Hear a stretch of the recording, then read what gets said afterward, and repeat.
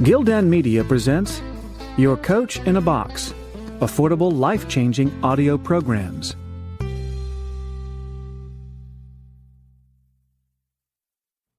Hello, I'm Brian Tracy, and welcome to Master Your Time, Master Your Life, the breakthrough system to get more results faster in every area of your life. Introduction: Different kinds of time. Benjamin Franklin wrote, "Do ye value life? Then waste not time, for that is the stuff out of which life is made." This is a great time to be alive. There have never been more opportunities to do more things and to achieve more of your goals in all of human history than there are today. You can live longer and better today than any other generation before you. Modern advances in medicine and healthcare are enabling more people to live to age 80 or 90 or even 100 than ever imagined possible. But with all these great opportunities for success, prosperity, long life, and happiness, you are probably feeling like most people: too much to do and too little time. Because of the explosive growth of information, technology, and competition, the rate of change has accelerated almost beyond your capacity to keep up with it. Today, we need a new way to think about time, especially the different times of our life. We find that each activity and responsibility in your life requires you to take a different approach to time if you want to get the best results from everything you do. You need one kind of time for setting goals and deciding what you really want in life, and another type of time for setting priorities, focusing on high-value tasks, and getting things done. You need one type of time for interacting, communicating, negotiating, and administrating, and another type of time at home with your family and your most important relationships. The different types of time are often like oil and water. They don't mix very well together. Any attempt to use the wrong type of time in the wrong area for it will lead to frustration, failure, and ineffectiveness. The quality of your life. The quality of your life is largely determined by the quality of your time management. But time management is really personal management, life management. It is management of yourself. If you don't control your time properly, it's difficult for you to control anything else. Fortunately, the richest, most successful person in the world has the same 24 hours per day that you have. The difference between successful people and unsuccessful people is that successful people, sometimes with less potential and fewer opportunities, often accomplish vastly more than others because they use their time in a better and more effective way. Your highest paid, most important skill is your ability to think, both before you act and while you are acting. It is your ability to choose what is more important and what is less important. Psychologists tell us that your level of self-esteem, how much you like and respect yourself, is the key measure of how happy you are in any area of your life. The key to high self-esteem is a feeling of self-efficacy. This is the confidence that you can master your life, achieve your goals, perform your tasks, and get the results that are expected of you and that you expect from yourself. Your most valuable financial asset is your earning ability. This is your ability to get results that people will pay you for. This, again, is largely determined by how you use your time when you are working and before and after your work. Thomas Edison once wrote, "Thinking is the hardest work there is, which is why most people would rather die than think." The way you think about time and the various possible ways that you can use your time largely determine your effectiveness and the quality of every part of your life. Stop and think. Most people live in a reactive, responsive mode. When something happens around them, they react and respond immediately, automatically, unthinkingly, becoming slaves to the moment or to the latest ring on their smartphone or computer. The key to taking full control over your time and your life is for you to stop and think before you react and respond. It is for you to identify the kind of time and behavior that is required for you at each moment, and then for you to respond appropriately to that situation. British historian Arnold Toynbee won the Nobel Prize for his masterful 12-volume work, A Study of History. This series of books traces the rise and fall of 23 great civilizations or empires over 2,500 years. Toynbee found that there was a predictable cycle that an empire would go through, from its early beginnings through to its collapse. Toynbee proposed the idea of the challenge and response theory of history. He showed that each great civilization started small, sometimes as a single tribe or village, and by repeatedly responding effectively to external challenges, usually from warring tribes and other human enemies, the group continued to grow and expand until it dominated large land masses. The Mongol Empire, for example, the largest land empire in history, started with 3 people: Temujin, his mother Bortai, and his young brother, after another Mongol tribe had wiped out their village. From that humble beginning, Temujin, who later became known as Genghis Khan, the perfect warrior, spread the Mongol Empire from the Sea of Japan across China, India, much of Russia, and the Middle East, all the way to the Mediterranean and the Danube. Your choices and decisions are everything. It's the same with you and your life. As long as you respond effectively to the continuous challenges of daily life and work, you continue to grow smarter and more capable and move toward the fulfillment of your full potential. More than anything, your success in both the short and the long term is largely determined by the way you respond to the inevitable and unavoidable difficulties and challenges of daily life. This is called your response ability. Your ability to respond effectively to the non-stop and conflicting demands on your time. In this book, you'll learn a series of the best time usage and time management principles ever discovered. The same time management techniques and strategies practiced by the most successful and happy people in our society. By practicing these methods and techniques, you will take full control over your time and your life and achieve more in the next year or two than most people accomplish in several years or even in a lifetime. When you become more thoughtful about your current situation and learn the most effective way to deal with different events at different times, with different approaches, you will think with greater clarity and will respond with greater confidence than ever before. Chapter 1. Strategic Planning and Goal-Setting Time.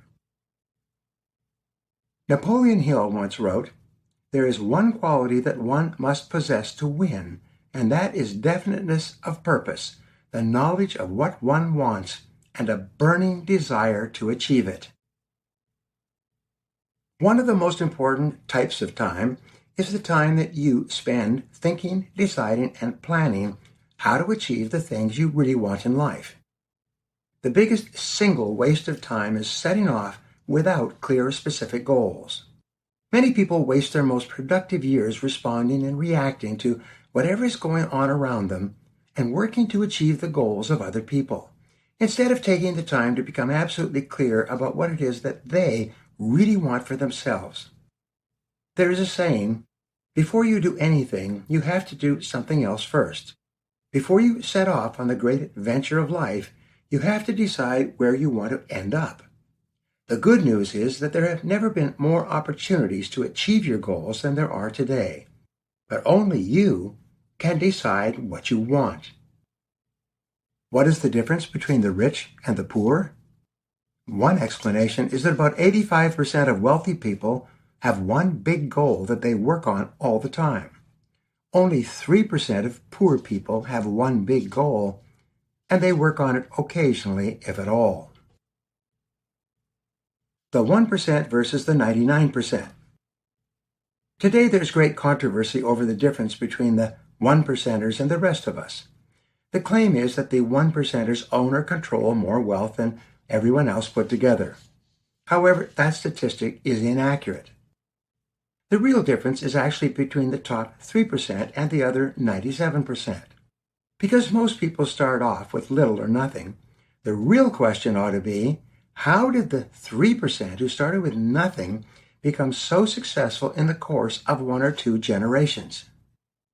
The answer is simple. The top 3% have clear written goals and plans that they work on every day. They know exactly who they are, what they want, and where they are going. They have a blueprint, a roadmap, that guides them faster and with ever greater accuracy toward achieving the health, happiness, wealth, and prosperity that most people strive for all their lives.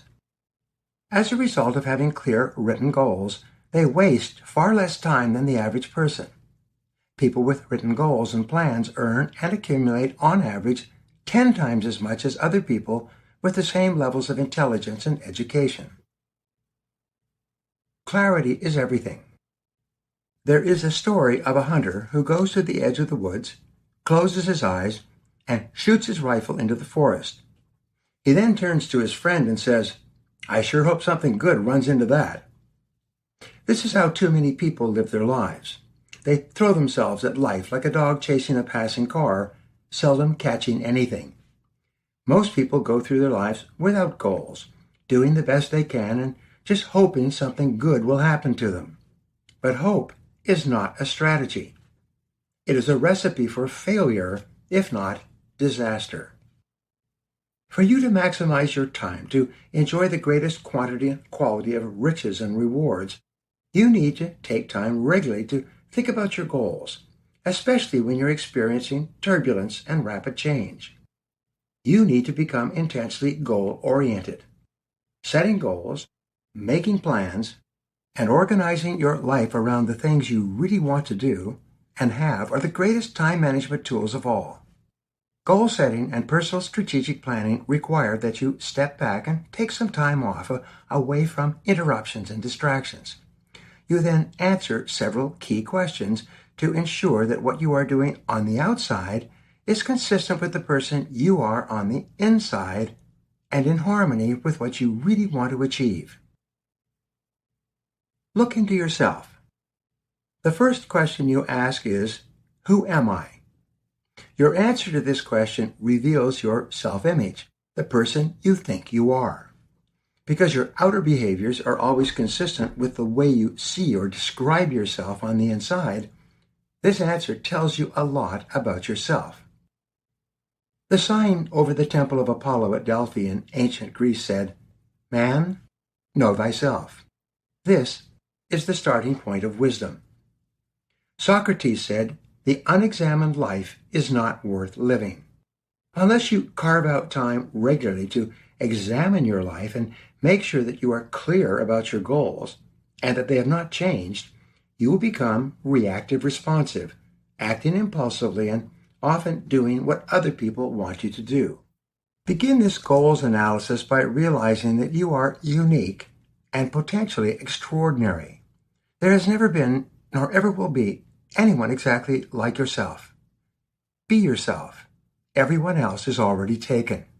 You are a special and complex combination of knowledge, experience, education, talents, abilities, interests, emotions, desires, and fears. In addition, from infancy onward, you have had a complex series of experiences that have shaped you into the person you are today.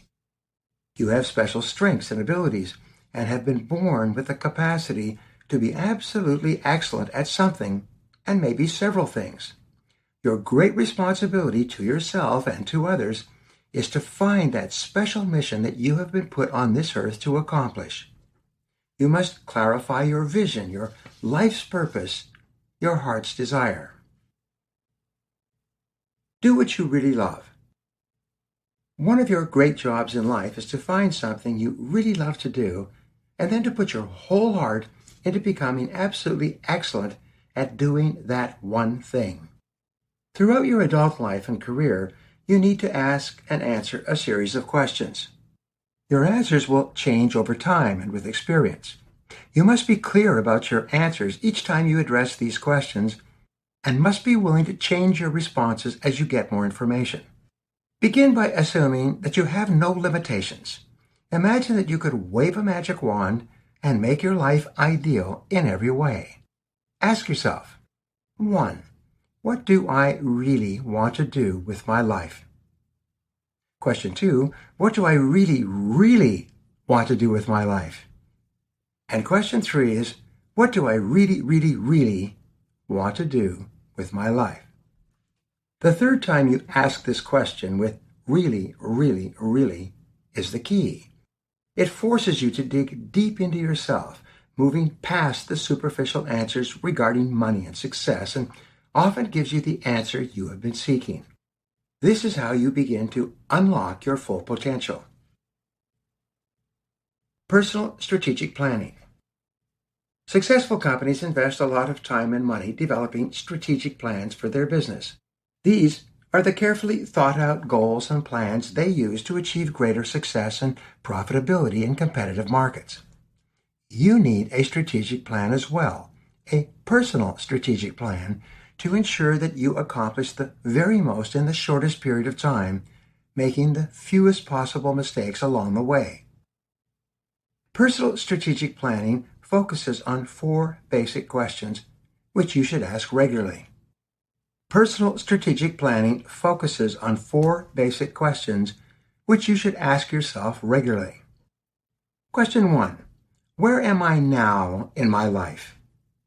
What have you accomplished so far? How much are you worth financially? What kind of family life do you have? What is your level of health and fitness? Question 2. How did I get to where I am today? What were the choices and decisions you made in the past to create your present life? What has been most responsible for your success to date? What has been the reason for your setbacks? Question 3. Where do I want to go in the future? Idealize and imagine a perfect future. Project forward 5 years and imagine that your life was excellent in every way. What would it look like? How would it be different from your life today? Question number 4. How can I get from where I am to where I want to be? What are all the different things that you could do, starting today, to create your perfect future? Clarity is your best friend.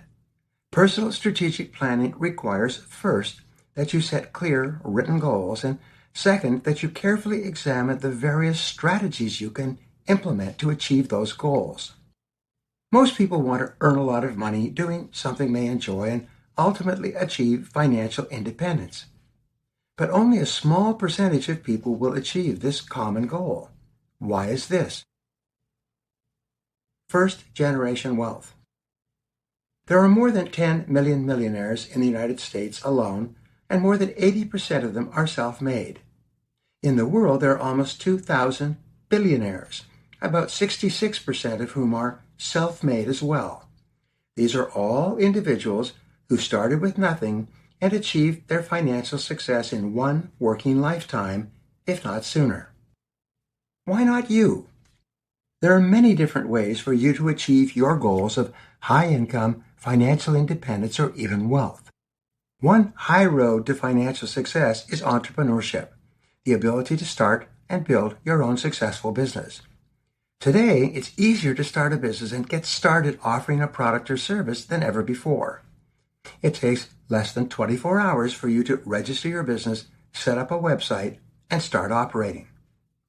Many people become financially independent by specializing and becoming absolutely excellent in their fields, working for another company, and being paid very well.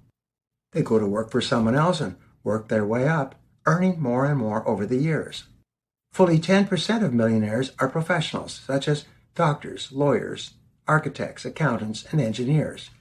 They worked very hard for a long time, did excellent work, got great reputations, and were eventually paid very well. You can choose the path of entrepreneurship and business building, or you can choose to work for another company, especially a company with great potential that is just getting started. You can specialize and become excellent at what you do. You can be a big success in many different ways. Listen to yourself. You can choose among different paths depending on your personality, skills, temperament, and what you really enjoy. The good news is that there is no single best way. Millions of people do very well financially working for someone else or by specializing or both. Others become successful in business or as entrepreneurs by mastering a wide variety of skills. Some do several things. They start their own businesses and then specialize at becoming very good performing a service or developing a product that people really want and are willing to pay for. Clarity is probably 95% of success. The greater clarity you have about who you are and what you want, the easier it is for you to succeed under almost any condition or circumstances. Thomas Carlyle wrote, "The man with no goals makes little progress on the smoothest road, whereas the man with clear goals makes progress on even the roughest road." When you take the time to stop and think about what you really want and how to get it, you can save yourself years of hard work going back and forth making little progress. Forget about the mistakes of the past and focus on the future. There's a Turkish proverb that says, "No matter how long you have gone down the wrong road, turn back." The intelligence factor. Josh Billings, the Western humorist, once said, "It ain't what a man knows what hurts him. It's what he knows that ain't true." When I was growing up, my teachers and parents told me over and over that if I didn't get good grades, if I didn't graduate from high school, if I didn't go to college, I wouldn't be successful in life. And I believed them. When I failed out of high school, I resigned myself to a life of laboring jobs.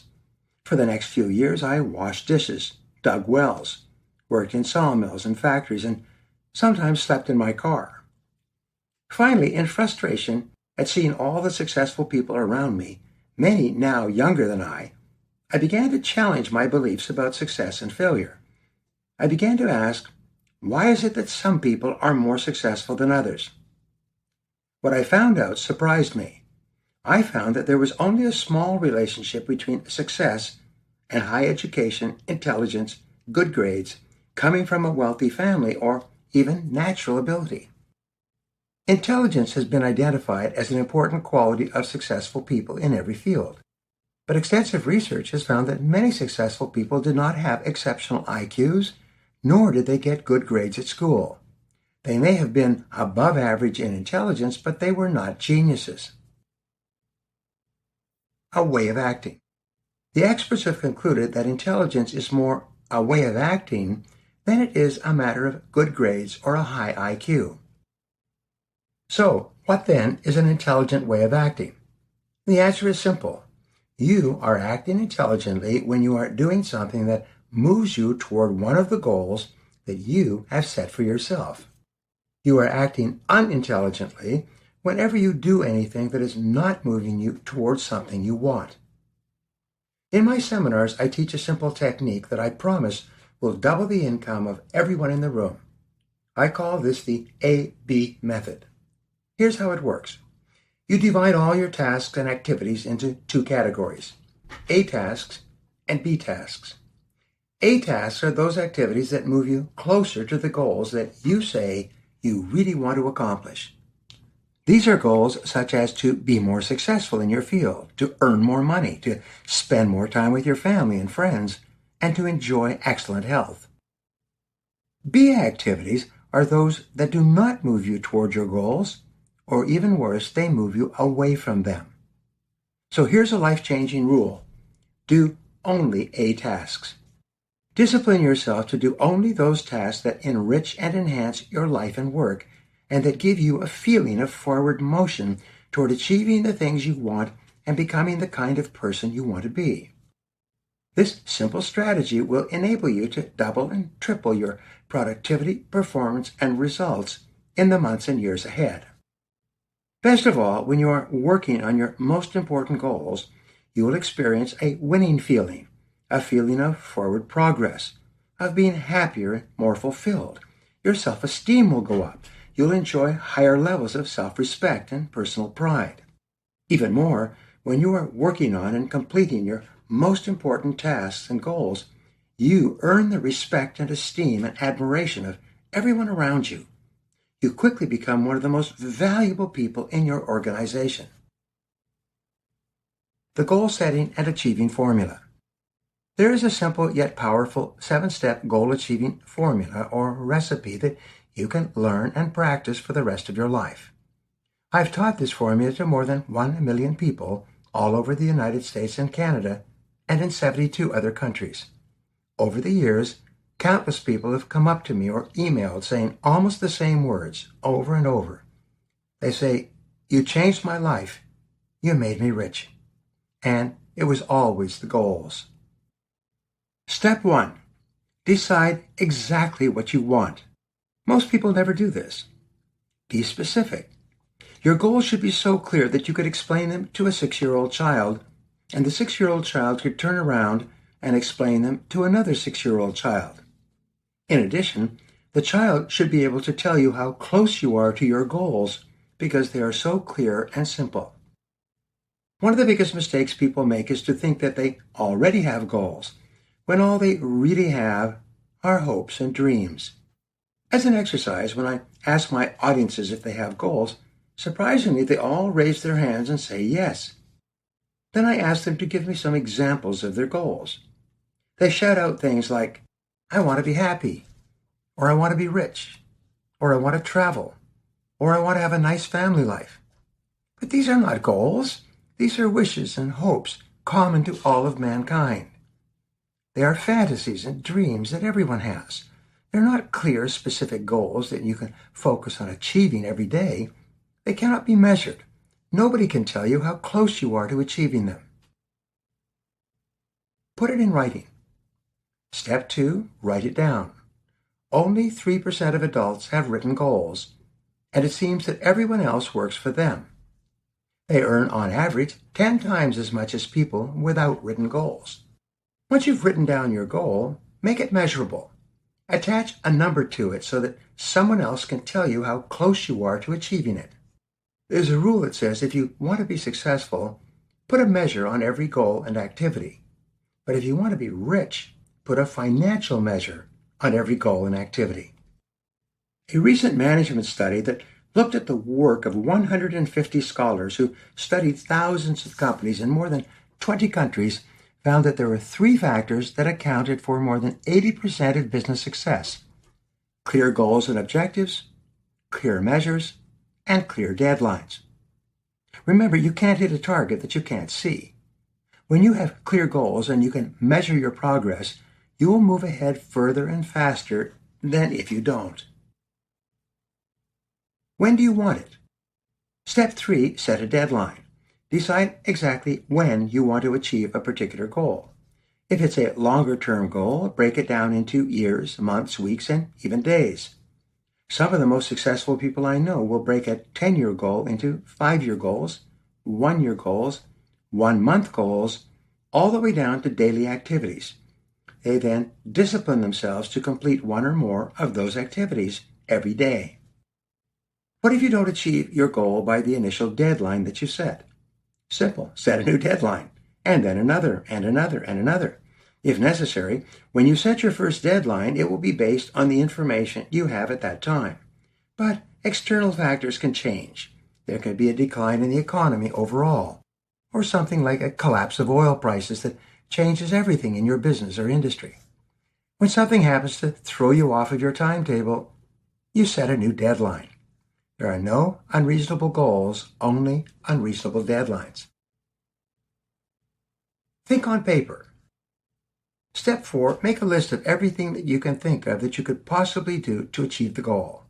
As you think of new things you can do or learn or people whom you could talk to, write them on your list.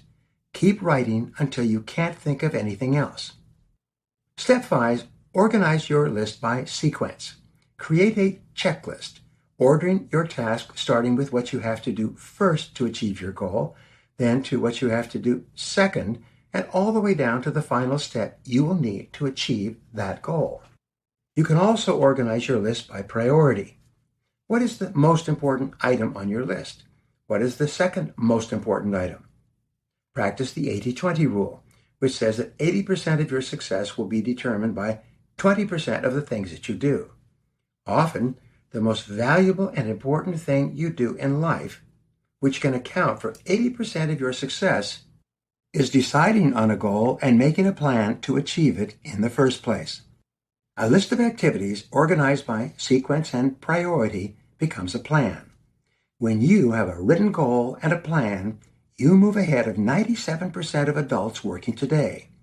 You will begin to achieve much more success faster than ever before. The people around you will often be amazed. Become action-oriented. Step 6, take action on your plan. Do something. Do anything. But get going. Take the first step. And the good news is that you can always see the first step. You always know what to do to get started. When you take the first step towards your goal, which is often the hardest step of all, you receive 3 great benefits. First, you'll get immediate feedback which will enable you to change your course or direction if needed. Second, you will get more ideas on how to take additional and better actions to achieve your goal. And third, you will feel a surge of self-confidence and self-esteem. You will feel more powerful and in greater control of your life. You get all 3 of these benefits from the simple act of taking action, of taking the first step towards your goal. Step 7. This step may be the most important step of all. It will revolutionize your life and in a very short time. It is simply this. Do something every day that moves you toward your most important goal. 7 days a week, 365 days a year, do something, small or large, that moves you one step forward toward your goal. When you do something every day, you activate what is called the momentum principle of success. This principle, based on Sir Isaac Newton's law of inertia, says that it takes an enormous amount of energy to get a body into motion in the first place, but it takes much less energy to keep that body moving forward. Just think about pushing a car from a dead stop. It takes tremendous effort to get the car moving forward, but then it takes less and less effort to keep the car moving forward faster and faster. It's the same with you. Goal setting exercise. Now, take a clean sheet of paper. Write the word goals and today's date at the top of the page. Then, write down at least 10 goals you would like to accomplish in the next 12 months or so. These can be 1-day goals, 1-week goals, 1-month goals, 6-month goals, and or 1-year goals. But they are all goals that you would like to achieve within the next year. Write your goals in a special way that makes them more acceptable to your subconscious mind, your mental powerhouse. Write them using the 3 P's: personal, positive, and present tense. Begin each goal with the word I. Your subconscious mind can work on a goal only if you tell it that it is you personally who wants this goal. For example, you could say, I earn this specific amount of money by December 31 of this year. Make your goals positive. Instead of saying, I don't smoke anymore, you say, I am a non-smoker. Your subconscious mind can accept commands that are phrased only in the positive voice. Write your goals in the present tense. Your subconscious mind cannot relate to the past or the future. You therefore state your goal as though it were already a reality, as though you had already achieved it and you are describing your accomplishment to someone else. Instead of saying, I will earn a specific amount of money this year, you say, I earn this specific amount of money by this specific date. For example, you could say, I drive a brand new 4-door BMW sedan by December 31 of this year. Your subconscious mind then takes this command as an order and begins to work on it 24 hours a day. From the day you become clear about the goals you want to achieve and when you want to achieve them and write them down, you will begin to receive a steady stream of ideas and insights that will help you move quickly toward your goal and will cause your goal to move faster toward you. Major definite purpose. Napoleon Hill wrote, after 22 years of research into the wealthiest people in America, that all great success began with a major definite purpose. This is the one goal that is more important to you than any other single goal. It's the one goal that can help you more to achieve more of your other goals than any single achievement. So look at your list of 10 goals and ask this question. If I could achieve any one goal on this list within 24 hours, which one goal would have the greatest positive impact on my life? Usually this goal will jump out at you from the page. It is the one goal that excites you and motivates you more than anything else. It's the one goal that would make you happier than anything else if you were to achieve it. Whatever it is, put a circle around that goal. Then take a clean sheet of paper and at the top write the words, I achieve this goal by this date. This puts your goal into the 3 P's formula and adds a deadline. For example, I earn this amount of money by this date. Be specific. Below these words, make a list of everything you can think of that you could do to achieve that goal. As you think of new items, add them to your list.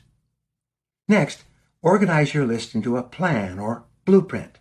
Determine what you need to do first, what you need to do second and third, and so on. Then, take action on your list. Take the first step. Move out of your comfort zone and begin your journey toward achieving the one goal that could have the greatest positive difference in your life. Finally, resolve to do something every day that moves you at least one step closer to your most important goal. The Millionaire Maker. We could call this the Millionaire Maker Formula. More people have achieved more success all over the world with this simple formula than any other method that has ever been taught or practiced. Because you become what you think about most of the time, every morning when you wake up, think about your major definite purpose, your one big goal. As you go through the day, think about your goal. At the end of the day, think about your goal and review the progress you have made toward achieving it. The more you think about your goal, the more you activate the law of attraction. You begin attracting ideas, people, money, and resources into your life that help you to move towards your goals faster and faster. And something else happens. As you begin to make progress on your most important goal, you'll find yourself making progress on many of your other goals at the same time. Every part of your life begins to improve. Your self-esteem and self-confidence go up. You feel more powerful and capable of achieving the things you want in life. You will persist longer and never give up. Eventually, you will become unstoppable. Now, here are 3 action exercises for you. Number 1, write down 10 goals you want to achieve in the next 12 months. Number 2, select the one goal that can have the greatest positive impact on your life and put a circle around it. And number 3, make a written plan to achieve this goal by following the goal setting and achieving formula outlined in this chapter. You'll be amazed at what happens. Chapter 2, Productive Time, Getting More Done. Victor Hugo wrote, "He who every morning plans the transactions of the day and follows out that plan carries a thread that will guide him through the labyrinth of the most busy life." To perform at your best, you need to think about productivity in a different way from most people working today. Your ability to use your working time well, to be highly productive, and to get more done faster and of better quality will have more of an effect on your career than any other factor. Productivity is achieved when you plan, organize, set priorities, and concentrate on the most valuable use of your time all day long. Productive work requires high levels of mental and physical energy, discipline, focus, and determination to get the job done quickly and well. The way you think about your work will largely determine how much of it you do and how well you do it. The 3 most important words in thinking about personal productivity are clarity, focus, and concentration. The first key word is clarity. The starting point of developing greater clarity, which accounts for as much as 95% of your success, is for you to continually ask and answer this question: what results are expected of me? In life and work, results are everything. They are the major, if not the sole determinant of your income, your reputation, your future, and the way people both think and talk about you. Successful people at work are described by others as being highly productive. They develop a reputation for being results-oriented. They become the go-to people whenever anyone needs something big and important to be done well, and done on time. Your goal is to be one of those people. Your personal brand. Each person has a brand in the minds of other people. This is usually summarized in a few words that others use when they think about you and describe you to others. Your personal brand largely determines much of what happens to you in life and work. Recent research shows that when you meet a new person, you look for two sets of qualities that make up the personal brand. The first qualities are warmth and trust. Is this a likable person whom you can trust and be comfortable with? Interestingly enough, you make this decision about another person within 5 seconds of meeting them for the first time. And you are seldom wrong. The second quality people look for is a combination of competence and ability. Can this person and will this person do the job in an excellent and timely fashion? Is he or she competent? Answering these questions usually takes much more time, more thinking, more investigation, and more experience. Warmth and competence are essential. Here's what the researchers concluded. If you are a warm and trusting person, the kind of person whom people like, enjoy, and want to be around, you'll have a lot of friends and good relationships. But if you get the reputation for not being particularly good at your work, or even worse, for being incompetent and undependable, people may still like you, but they will also actually pity you. The reason is that people instinctively recognize that a nice person who is not very good at their work has a limited future.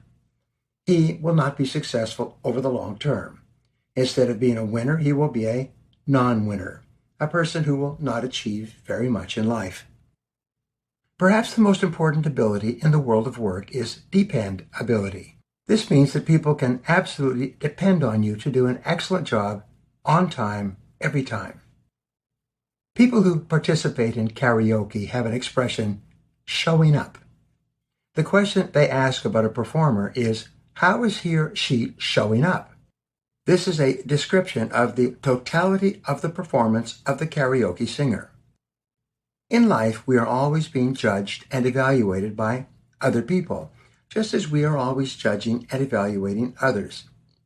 Every day in every situation, you show up in a particular way and both make and leave a particular impression. The totality of the impressions you make constitutes your personal brand. The question is, how are you showing up? Your goal is to show up as a top performer.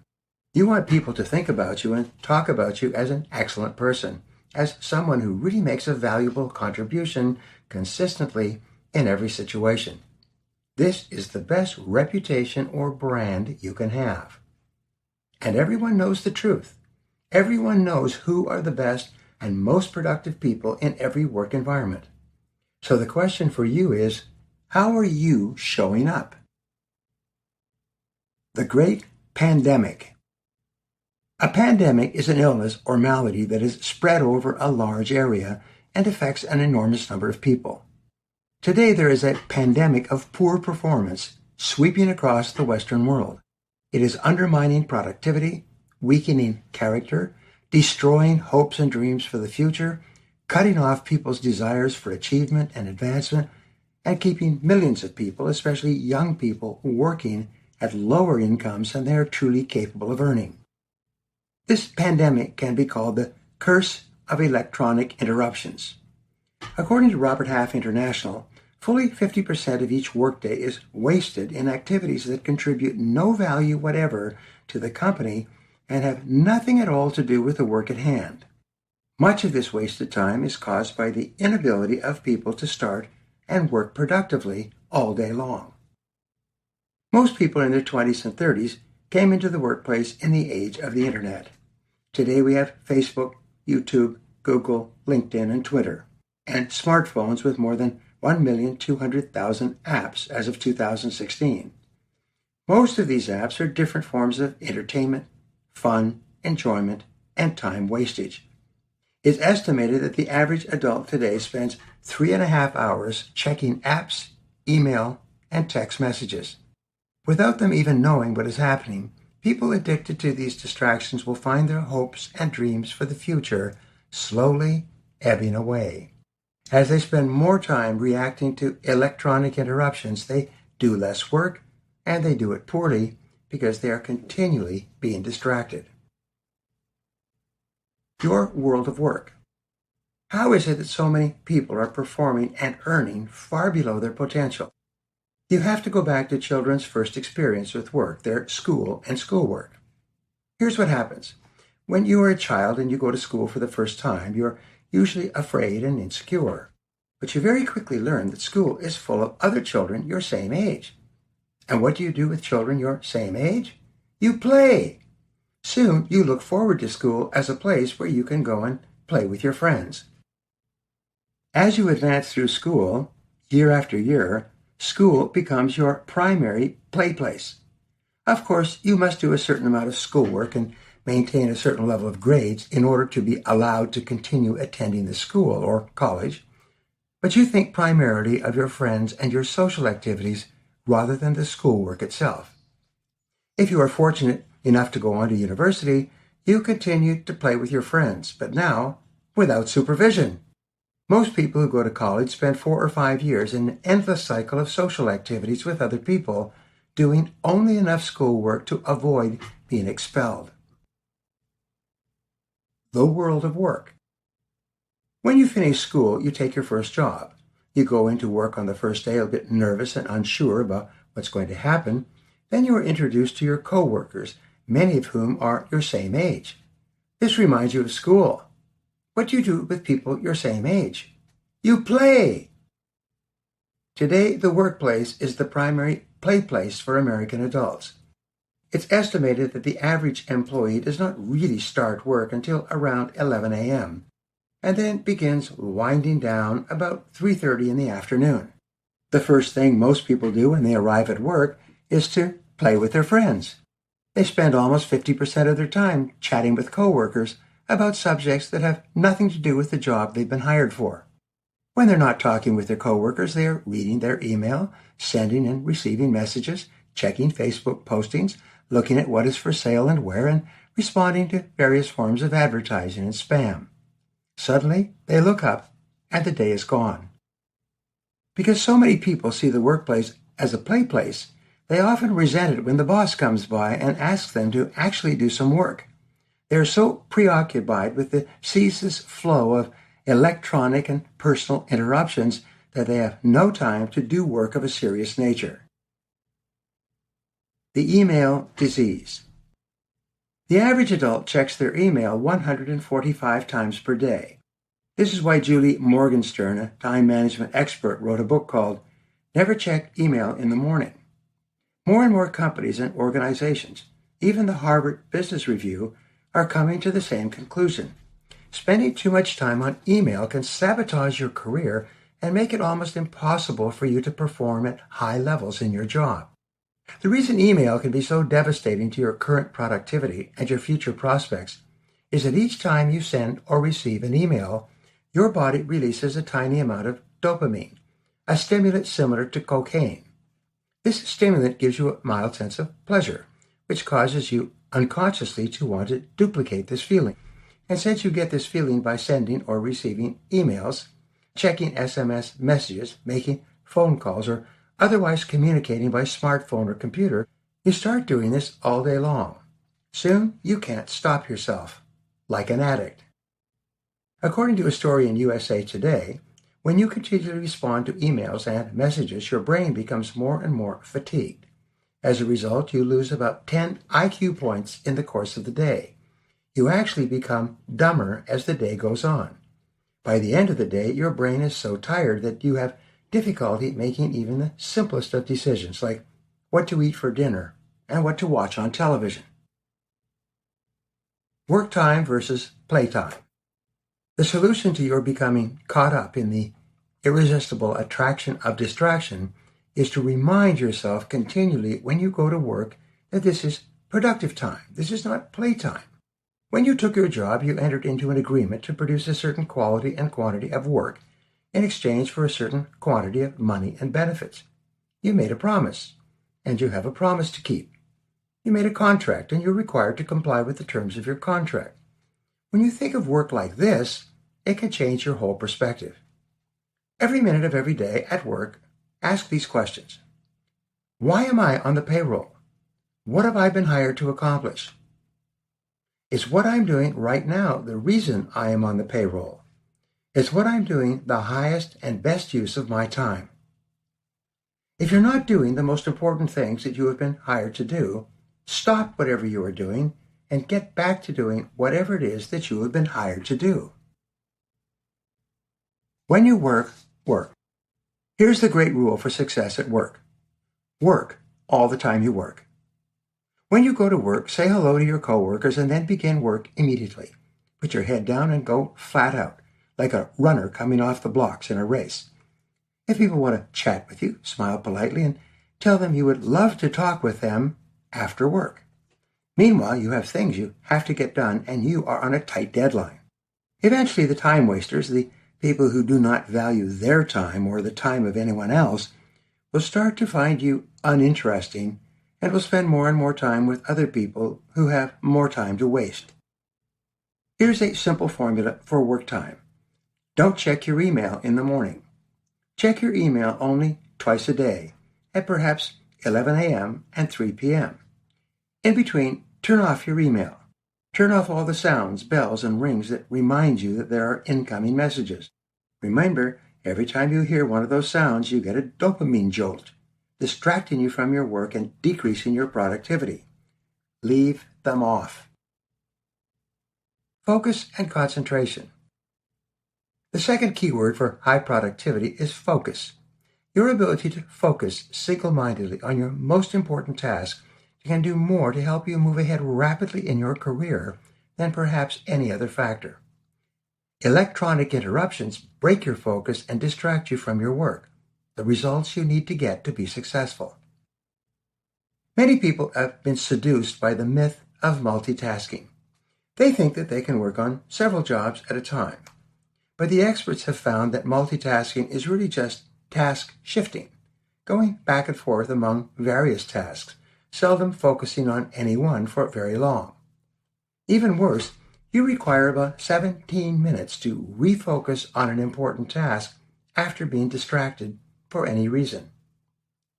The third keyword for improving productivity is concentration. All important work requires single-minded concentration for a sustained period of time until the work is done. This is often called concentrated mind activity, CMA.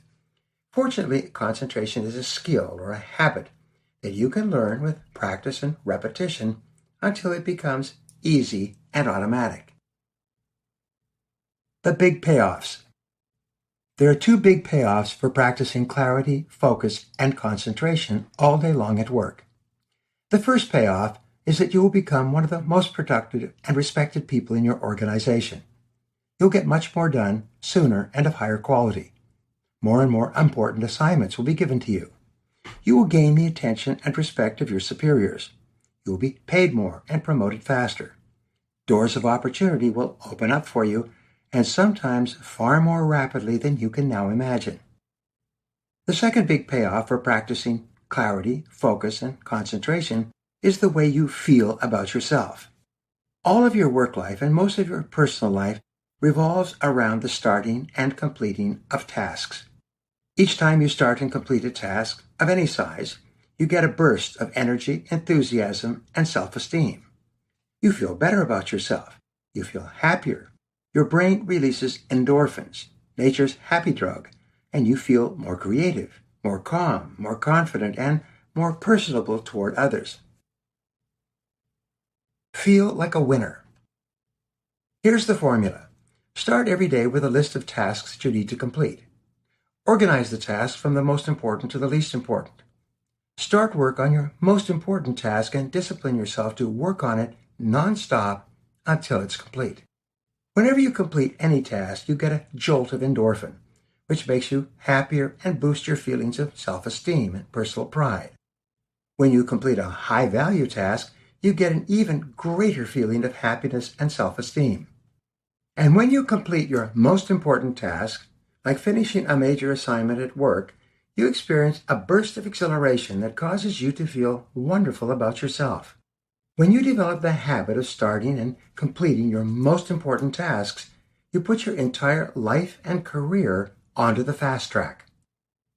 The opposite of this feeling of happiness and personal pride, which comes only from task completion, is the feeling of frustration and dissatisfaction that comes from working hour after hour and feeling that you're accomplishing very little. Remember, results are everything. You will be happy only when you know that you are getting the most important results that are expected of you. Making work time more productive.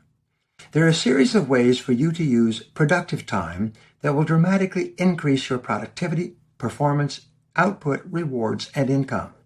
Because 95% of what you do is determined by your habits, and you learn new habits by practice and repetition, within a month of practicing the following proven techniques, you will double and triple your productivity. You will put yourself on the side of the angels. Make a list. The first time management technique is simply to write out a list of everything you have to do before you begin work each day. Even better, make a list of everything you have to do on the following day as the last thing you do when you finish your workday. When you create a list of everything you have to do the next day, your subconscious mind will then work on that list all night long while you sleep. Often you'll wake up in the morning with ideas and insights on how to do the job better and in less time. If something new comes up, write it down on the list. Refuse to do anything, even making a phone call or sending an email, until you write it down. When you write things down on a list, you can see clearly what is more important and what is less important. According to Alan Lakin, a time management expert, you'll save 25% of your time the very first day you begin working from a list, and stick with that list. In a matter of 3 or 4 weeks, you will develop the habit of making lists for your day and for every project or every multitask activity that you have to do. Your productivity will increase immediately. Set clear priorities. Prioritize your list before you begin work. Take the time to stand back and think about what you have to do, recognizing that you will never be able to get everything done. No matter how productive you are, there will always be too many tasks for you to complete. You're always going to have to choose which tasks to do first, which tasks to do second, and which tasks to do not at all. Apply the 80-20 rule to your list. As you recall, this rule says that 20% of your activities will account for 80% of your results. If you have a list of 10 activities planned for a particular day, 2 of those activities will be worth more than the other 8 put together. Sometimes, of course, there will be a single task that is more important than all the others put together. Remember, it's not the amount of time that you put in, it's the value of the work that you do and accomplish in that time. Your job is to focus on accomplishments rather than activities. Allocate your time based on the value of the task and do the most important first. The ABCDE method. Practice the ABCDE method. Before you start your workday, go through your list and write one of these 5 letters before each task or activity. Think about the likely consequences of completing or not completing each task. Something is unimportant to the degree to which it has low or no potential consequences. Consequences are everything. Successful, highly productive people spend most of their time working on activities that have big potential consequences. Unsuccessful people often work harder and longer hours, but they spend too much of their time working on activities that have few or no consequences at all. It doesn't really matter if they complete them or not. Put the letters A, B, C, D, or E next to each task on your list. An A activity is something that you must do. It has serious potential consequences for completion or non-completion. If you don't do this task or get it done on time, there are going to be serious problems. These are the most important things that you do each day. Put a B in front of activities that you should do, activities that have mild potential consequences if they are done or not done. You need to get to these tasks sooner or later, but they are not as important as your A tasks. The rule is that you never do a B task when there is an A task left undone. A C task is something that would be nice to do, but it has no consequences at all one way or the other. Checking your email, phoning home, having coffee with a coworker are all activities that are nice to do, but it does not matter at all whether you do them or not. Select your tasks. Unfortunately, the great majority of people spend most of their time doing B and C tasks, and they think that because they are doing them at their workplace, they're actually working. But this is not true. Just because you are at work does not mean that you are indeed working. Put a D next to all tasks that you can delegate to anyone else who can do them, who receives a lower income or hourly rate than you do. If you aspire to earn $25 per hour, $50,000 per year, or $50 an hour, $100,000 per year, do not spend your time doing tasks that someone else can do for $10 an hour. An E task is something that you can eliminate, and it won't make any difference at all. It may be a task that you have been doing for a while, but it is no longer important. It may be no longer your task to do. It can be eliminated safely and have no consequences at all for your career. Organize your list. Now go back over your list and organize your A task by priority by writing A1, A2, A3, and so on next to your most important tasks. Do the same for your B tasks. Finally, start on your A1 task, your most important and valuable use of your time. Resolve to concentrate single-mindedly on that one task until it is 100% complete. Persevere without diversion or distraction. This simple formula, making a list, prioritizing it, and then starting and completing your most important task, is the formula for doubling and tripling the quality and quantity of your output at work. It is the key to high results. And remember, results are everything. Increase your ROE. Business strategy is focused on helping the company increase its return on equity, its return on capital invested. This means that the company wants to get the very highest sales and profit possible from its money and efforts.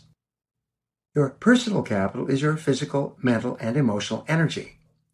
Your goal is to earn the very most you can from your work, to increase your personal ROE as well, your return on energy. Every minute that you spend planning your work will save you at least 10 minutes in getting your work done. This takes only 10 to 12 minutes for you to plan your entire day, but you will get back 2 hours of productive time, 120 minutes, just by planning your work before you begin. That is more than a 1,000% return on energy. Time and money are interchangeable. They can be either spent or invested. If you spend time or money, they are gone forever. You can never get them back. But if you invest time and money, you can earn a return that may go on for years. When you invest your money in an asset that yields a return, you can earn money year after year. This process of investing is the foundation of most fortunes. When you invest your time and money back into yourself, becoming better and better at what you do, that investment can give you an increase in income, a higher return on energy for many years. If you then reinvest your higher income back into yourself, you will soon be one of the most valuable and highest paid people in your business. The Law of Three. Practice the Law of Three in your work. This law says that no matter how many tasks you have to complete in your work, only 3 of those tasks will account for 90% of the value of your contribution to your company and to yourself. When working with my clients, I ask them to make a list of everything they did in the course of a week or a month. They come back to me with 20 or 30, sometimes even 50 tasks that they felt were part of their job description. Then I would explain to them that there are only 3 things they do in the course of their workday that account for 90% of the value of everything they do. This means that everything you do that is not one of those 3 main tasks falls into the bottom 10% in terms of value. The key to your increasing your productivity is for you to identify your 3 most important tasks and then work on them exclusively while ignoring all the rest. Start by making a list of everything you do in the course of your work. To identify your 3 most important tasks, take a look at your list and then ask the 3 magic questions. Number 1, if I could only do one task on this list all day long, which one activity would contribute the greatest value to my work and to my company? Whatever your answer is to that question, put a circle around it. Magic question number 2 is if I could only do 2 things on this list all day long, what would be the second activity that would enable me to contribute the greatest value to my business or my work? The answer to this question is not as easy as the first, but it's usually quite clear. Question number 3, if I could only do 3 things on this list all day long, what would be the third activity that would enable me to contribute the most value? When you ask yourself these questions and become clear about the answers, you'll be astonished to see how true this formula is. If you just did these 3 things all day long, you would probably transform your career from the first day. Here are 4 corollaries of the law of 3. Number 1, do fewer things. You will never get caught up. You will never be able to do everything on your list. To get control of your life, you must stop doing an enormous number of small things. Number 2, do more important things. Do the top 3 tasks that you have identified and nothing else until you have no more of these major tasks left to do. Number 3, do your most important tasks more of the time, preferably all day long. The more time you spend doing the most important things, the more productive you will be on the outside and the happier you will feel on the inside. And number 4 corollary is get better at your most important tasks. Continual self-improvement in the area of your most important tasks is the best investment that you can make. It enables you to dramatically increase your productivity, performance, and output, and to get more done in a shorter period of time. Resolve today that you are going to earn the reputation as the hardest working person in your organization. But don't tell anybody. Keep it to yourself. Imagine that there is a contest for the most productive person in your business, but you are the only person who knows about the contest. Instead of telling anybody, let people reach their own conclusions by watching you at work. And remember, work all the time you work. Now, here are 3 action exercises that you can practice. Number 1, make a list every day of everything that you plan to do that day. Number 2, set priorities on your list and start work on the one activity that represents the most valuable use of your time. And number 3, discipline yourself to start on your most important task and to work single-mindedly on that one task until it is complete. Chapter 3, Income Improvement Time. Claude M. Bristol once wrote, "Thought is the original source of all wealth, all success, all material gain, all great discoveries and inventions, and of all achievement." Everyone wants to earn more money, to be highly paid, and to achieve financial independence in his or her career.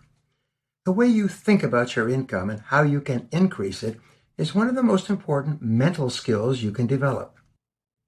Sometimes I open a seminar by asking, what is your most important financial asset?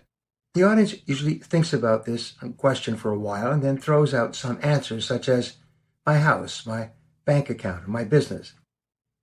Then I explain that your most valuable financial asset is your earning ability. This is defined as your ability to get results that people will pay you for. You could lose all your money through no fault of your own, but as long as you are left with your earning ability, you could go back into the marketplace and earn it all back again. This is what many successful people do throughout their lifetimes. Your earning ability is the total accumulation of all your knowledge, skills, experience, study, hard work, and results you have acquired over the course of your life and your career. It has taken you your whole life to develop. Appreciating or depreciating. Because your earning ability is an asset, like any other asset, it can be either appreciating or depreciating in value over time. It can be appreciating when you are continually upgrading your knowledge and skills, making yourself become more and more valuable, doing more of those tasks that people value highly and are willing to pay you for. Your earning ability can be a depreciating asset if you are not continually upgrading your skills and abilities through study and hard work on yourself. But because of rapid change in our economy and the continual demand for new skills, your earning ability never stays at the same level. Gary Becker, the Nobel Prize-winning economist at the University of Chicago, noted that we do not have an income gap in our society. Instead, we have a skills gap.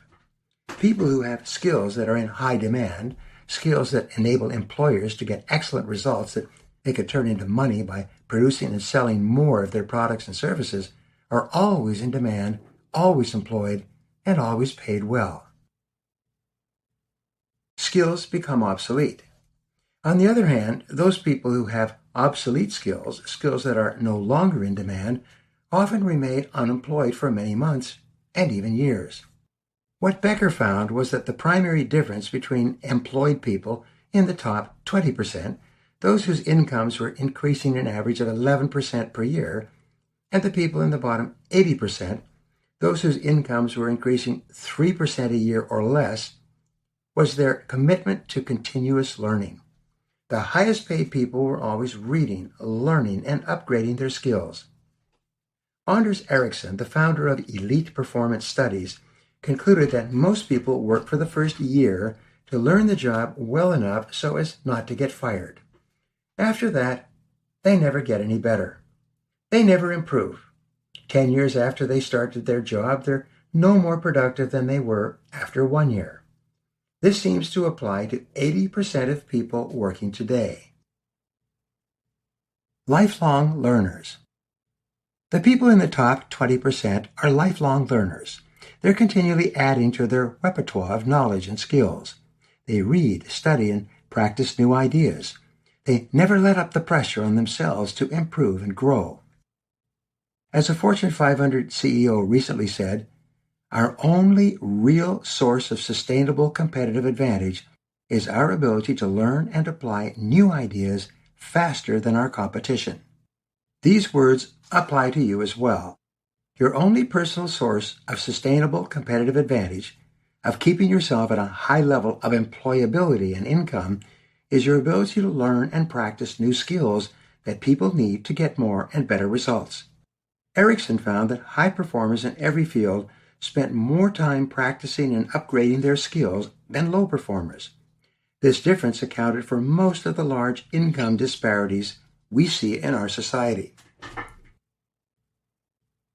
Identify your most important skill.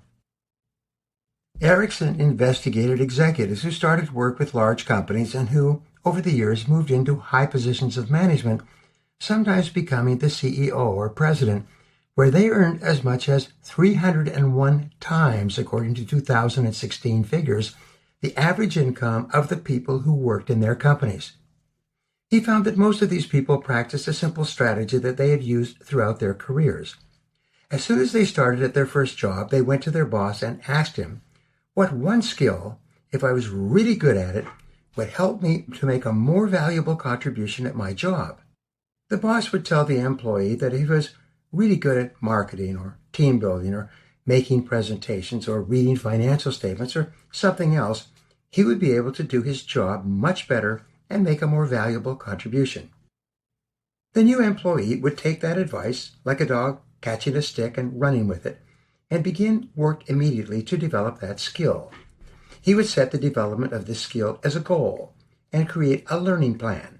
He would make a list of all the things that he could do to become better in that area. He would find out the books that he should read, the courses and workshops he should attend, and the audio programs he could listen to on the way to work. The magic number. Here's the magic number. Ericsson found that these top people invested 2 hours per day, 5 days per week to learn new skills.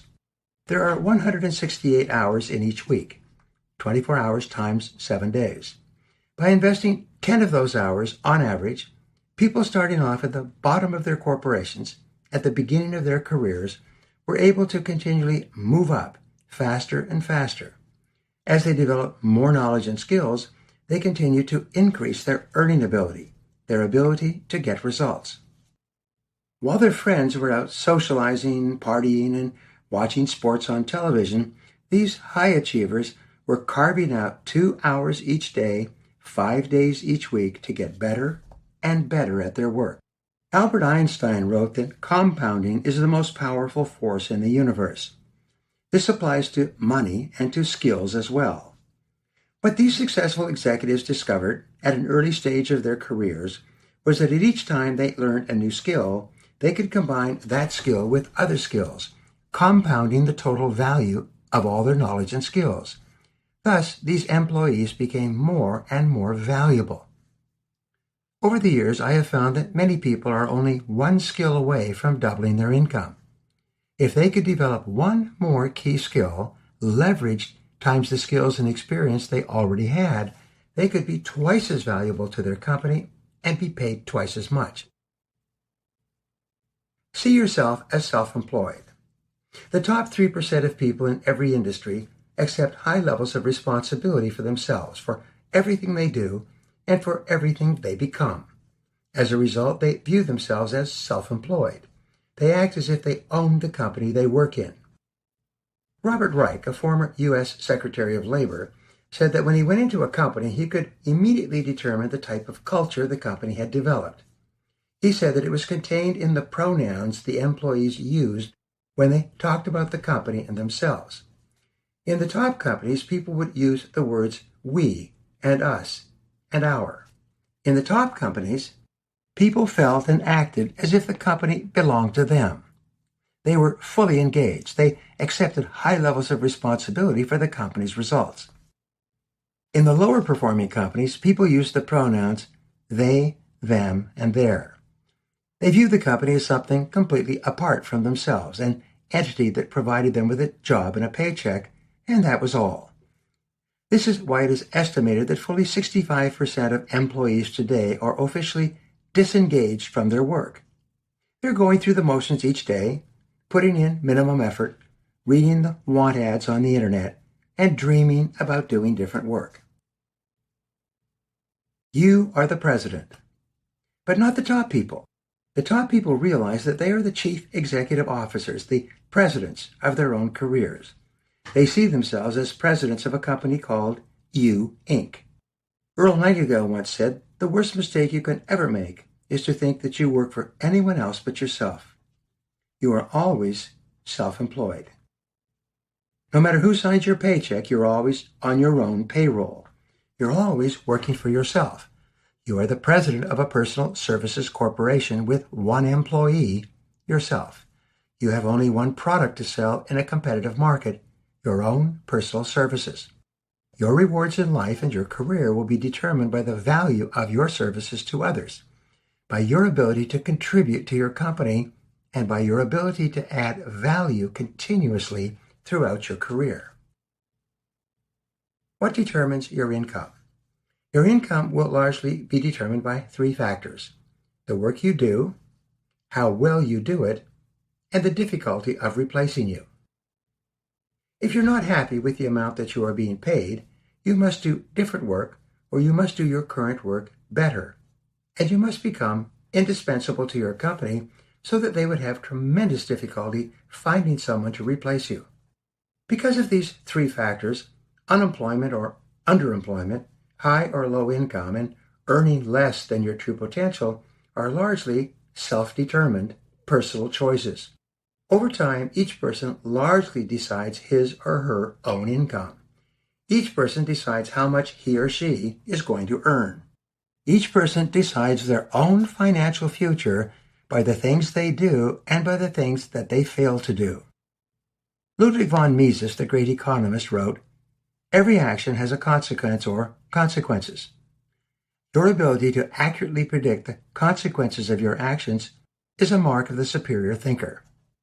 Juan Mises then pointed out that anything that has a consequence can be considered an action, even an inaction, even doing nothing in certain circumstances. Just as there are things that you do that have consequences or results in your life, the things that you don't do can have consequences as well. And sometimes your inactions have greater consequences than you can imagine. A person who comes to work at the last minute, spends most of the day socializing with their friends, takes long coffee breaks and lunch hours, and leaves at the earliest possible minute, is engaging in actions that will soon have negative consequences for his career. Failing to upgrade your skills, to use your time well, or to work hard at your most important tasks are inactions that can have enormous negative consequences as well. Nature is neutral. Everyone wants to earn more money, to be paid more, to be promoted faster, and to achieve financial independence. But nature is neutral. She plays no favorites. Nature simply says that if you want to take more out, you must put more in. Nature also says you cannot take out more than you put in.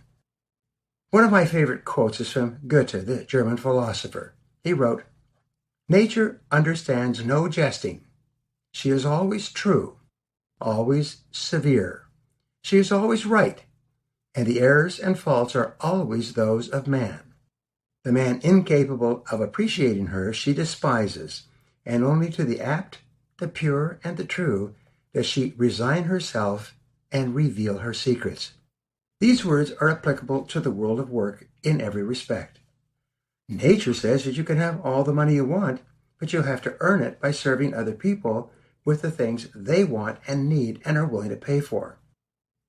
Eli Callaway, founder of Callaway Golf, once said, "Your business is designed today to get you exactly the results you are getting today, and it could be no other way." It's the same with you and your personal services corporation. Your life and career, including your skill set, what you do and how well you do it, are giving you exactly the results you are getting today. If you want to get more and better results, you must do your work better, increase your value, and especially develop new and better skills that enable you to make an even greater contribution to your company. Think about the consequences. Your ability to learn and apply new knowledge and skill has some of the biggest potential consequences of all for your life. This means that if you continually learn and grow, or fail to learn and grow, the consequences in your life can be enormous. The acquisition or development of one key skill, in addition to your existing skill set, can often double your value and your income quite quickly. Some of the most important words in business today are business model and value proposition. In both cases, they ask these questions of a product. What is it? What does it do? What problems does it solve? What results does it get? These questions apply to you and your personal services as well. They apply to the rapidly changing needs, desires, and demands of customers, employers, in response to competition and market forces. These are questions that you must take the time to ask and answer again and again throughout your career. This time spent in self-assessment can be some of the most important and valuable time of your life. Question: what are your core skills, your core competencies? What is the most important and valuable work that you do? What are the most important results and benefits you achieve for your employer and your business? What are you good at today? What will you need to be good at 6 months or a year from now to be successful in your career? Here's a great question. What one skill, if you're absolutely excellent at it, would have the greatest positive impact on your life and career? What one skill would help you the most to double your income? The last question is perhaps the most important go-forward question of your career. As the speed of growth in information, technology, and competition accelerates, your answer to this question will change. What is your plan to develop this skill? Develop a plan for personal excellence. What is your plan to become one of the top people in your field? People don't plan to fail, they just fail to plan. Your goal should be to learn one skill at a time, one after another.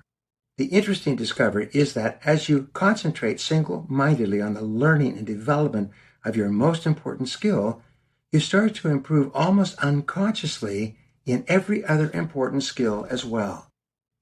By focusing on individual skill development, you change the way you think and the way you use your time, hour by hour and day by day. You become a learning machine, constantly absorbing new knowledge. Top people dedicate themselves to continuous learning as if their entire future career depended on it, because it does. Resolve today to include a learning time into your life every day, every week, every month. Create a learning space in your home or apartment. Set a schedule to study for a certain period of time each day, and discipline yourself to stick to your schedule. Be willing to pay the price of success in advance, over and over, for years if necessary, to get to the top of your field.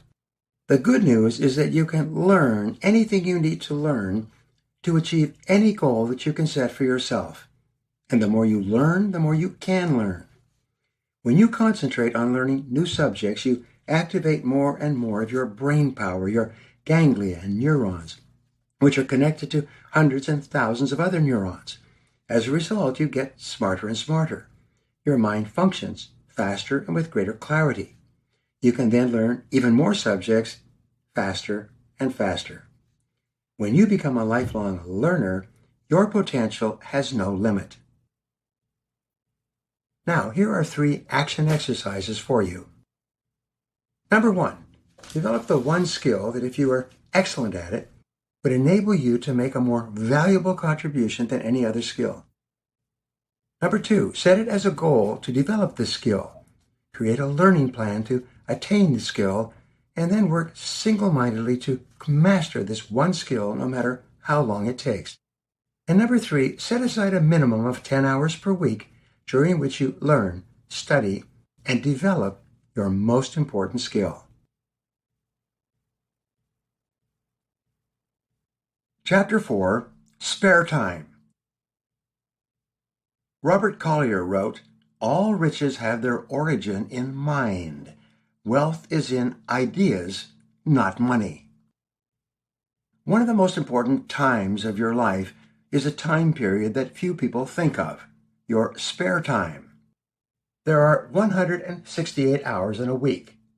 The average person works 8 hours per day, 40 hours a week, sleeps 8 hours per day, 56 hours a week, and dresses, eats, and travels to work or to shopping 4 hours per day, 28 hours a week. These tasks use up 124 hours, leaving 44 hours a week as spare time. Unfortunately, the average person spends most of this time socializing, watching television, or in entertainment activities of some kind, such as social media, television, conversations with friends, and other leisure time activities. But what you do with your spare time can make all the difference between success and failure in life.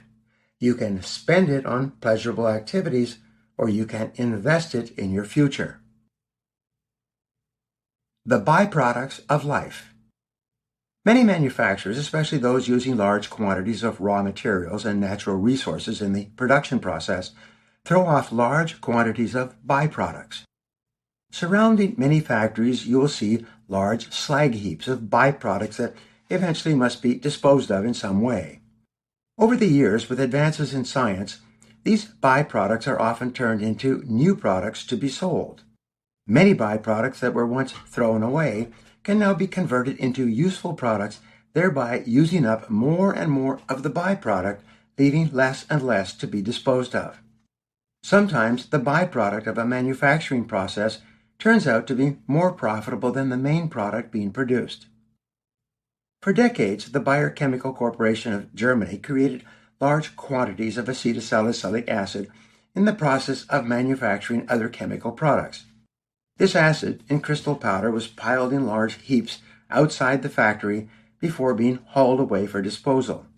Over a period of months, a Bayer executive, looking out his window, noticed that many of the workers arriving on Monday morning were stopping to scoop up and gulp down a handful of this crystalline powder.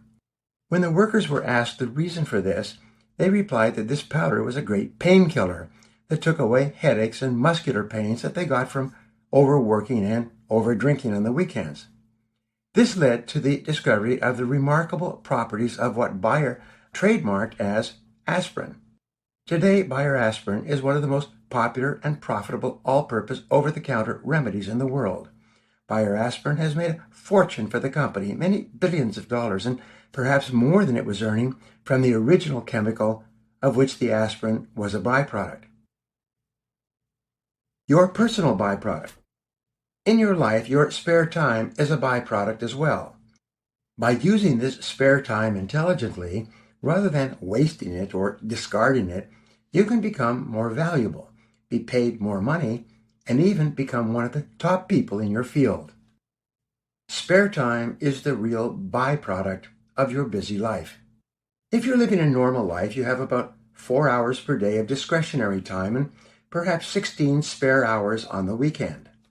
How you spend this spare time largely determines your future and much of what you achieve in the months and years ahead. When you continually invest your byproduct, your spare time, by learning new ideas and developing new skills, by some mysterious process, this additional knowledge and skills combines with your existing skill base, allowing you to multiply your results and eventually earn much more than the other people around you.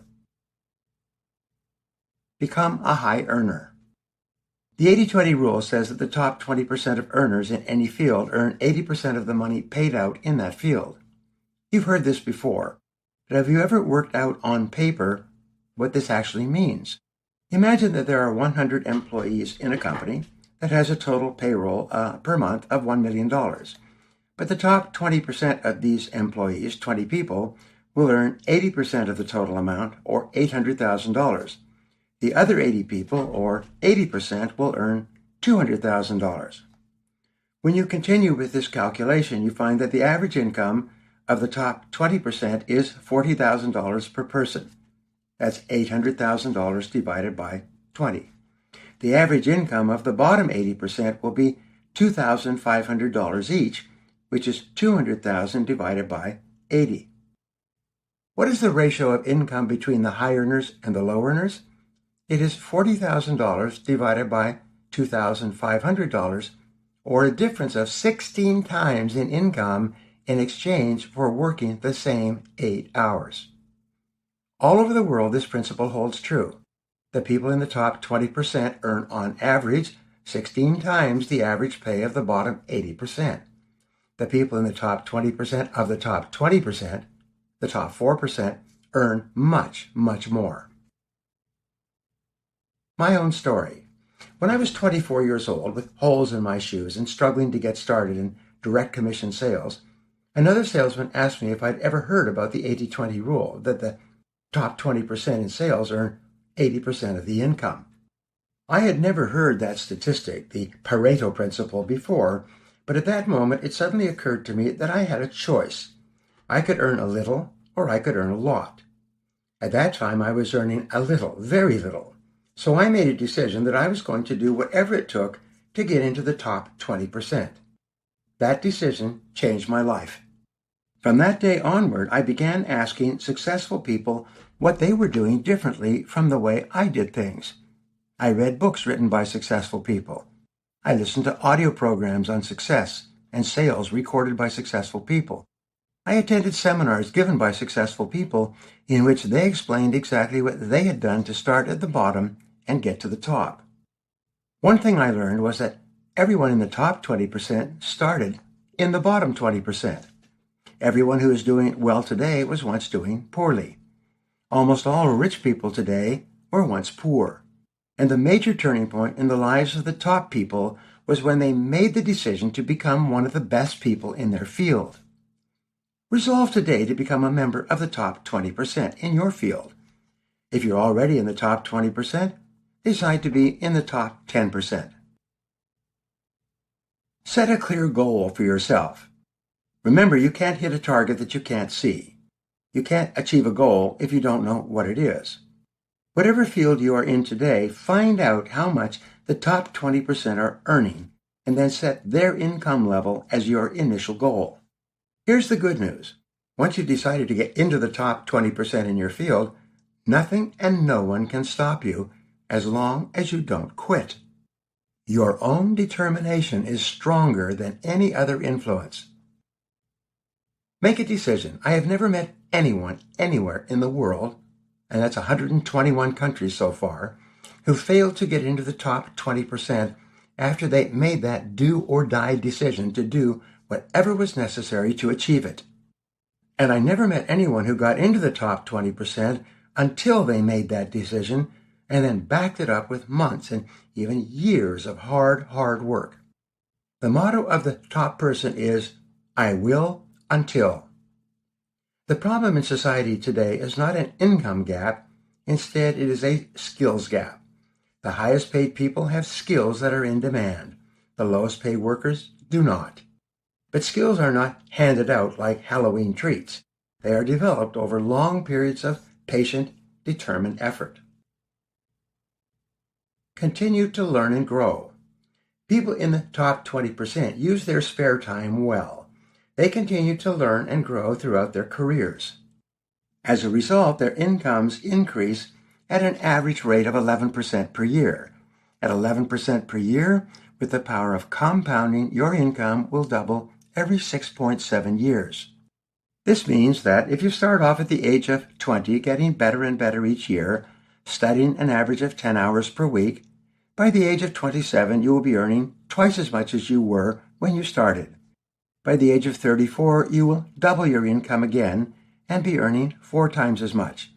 You'll be one of the highest paid people in your field. If you keep improving, increasing your productivity, performance, and income by 11% per year, by age 39, you will double your income again and be on your way to personal wealth.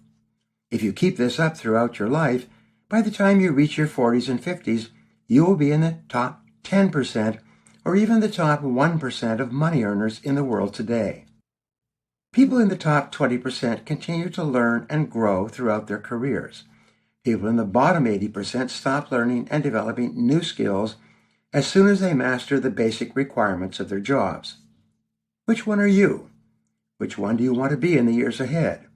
Resolve today to use 10 hours of your spare time each week to invest in your future. It will be one of the best decisions you ever make. Now, here are 3 action exercises for you. Number 1, put the power of compounding to work in your life by acquiring additional skills in your spare time. Number 2, resolve to join the top 20% of income earners in your field. And number 3, find out what the highest earners do in their spare time to stay ahead, and then do the same things over and over until they become habits of thought and action. Chapter 5, Work Time. H.W. Dresser wrote, "Be true to the best you know. This is your high ideal.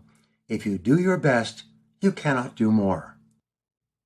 The way you use work time will determine your success, advancement, and income as much, if not more, than any other factor. The tragedy is that most people do not work anywhere near their true capacity.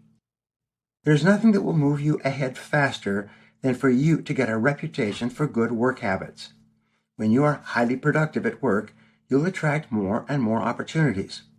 But one of the biggest obstacles to high performance is the structure of the work itself. There is a saying, you can't get any work done at work. The reason is so much of your time is taken up by other people and situations, especially working with other people in groups, both within your business and on the outside. Much of your time is taken up responding to the demands of others. Nonetheless, it is essential that you learn to work with and around groups of other people, each of whom has complementary strengths, knowledge, and abilities, and whose help and participation you need to do your job. The question, however, is always, how do you get your work done at work? Brilliant on the basics. Let's do a quick review of the basics of using your time well. Number 1, as you recall, set clear goals and objectives. You must know exactly why you are working and what you want to accomplish. Number 2, plan out your work in detail on paper. You need detailed plans of action organized by sequence and priority for productive work. Number 3, set clear priorities on your tasks. You must always work on your highest value activities. Number 4, work all the time you work. You must learn how to concentrate single-mindedly on one thing, the most important thing, at any given time, and stay with it until it is complete. This takes tremendous willpower and self-discipline, but the payoff in career success makes the effort truly worth it. Time is the one indispensable ingredient of accomplishment. Everything you want to do at work requires time.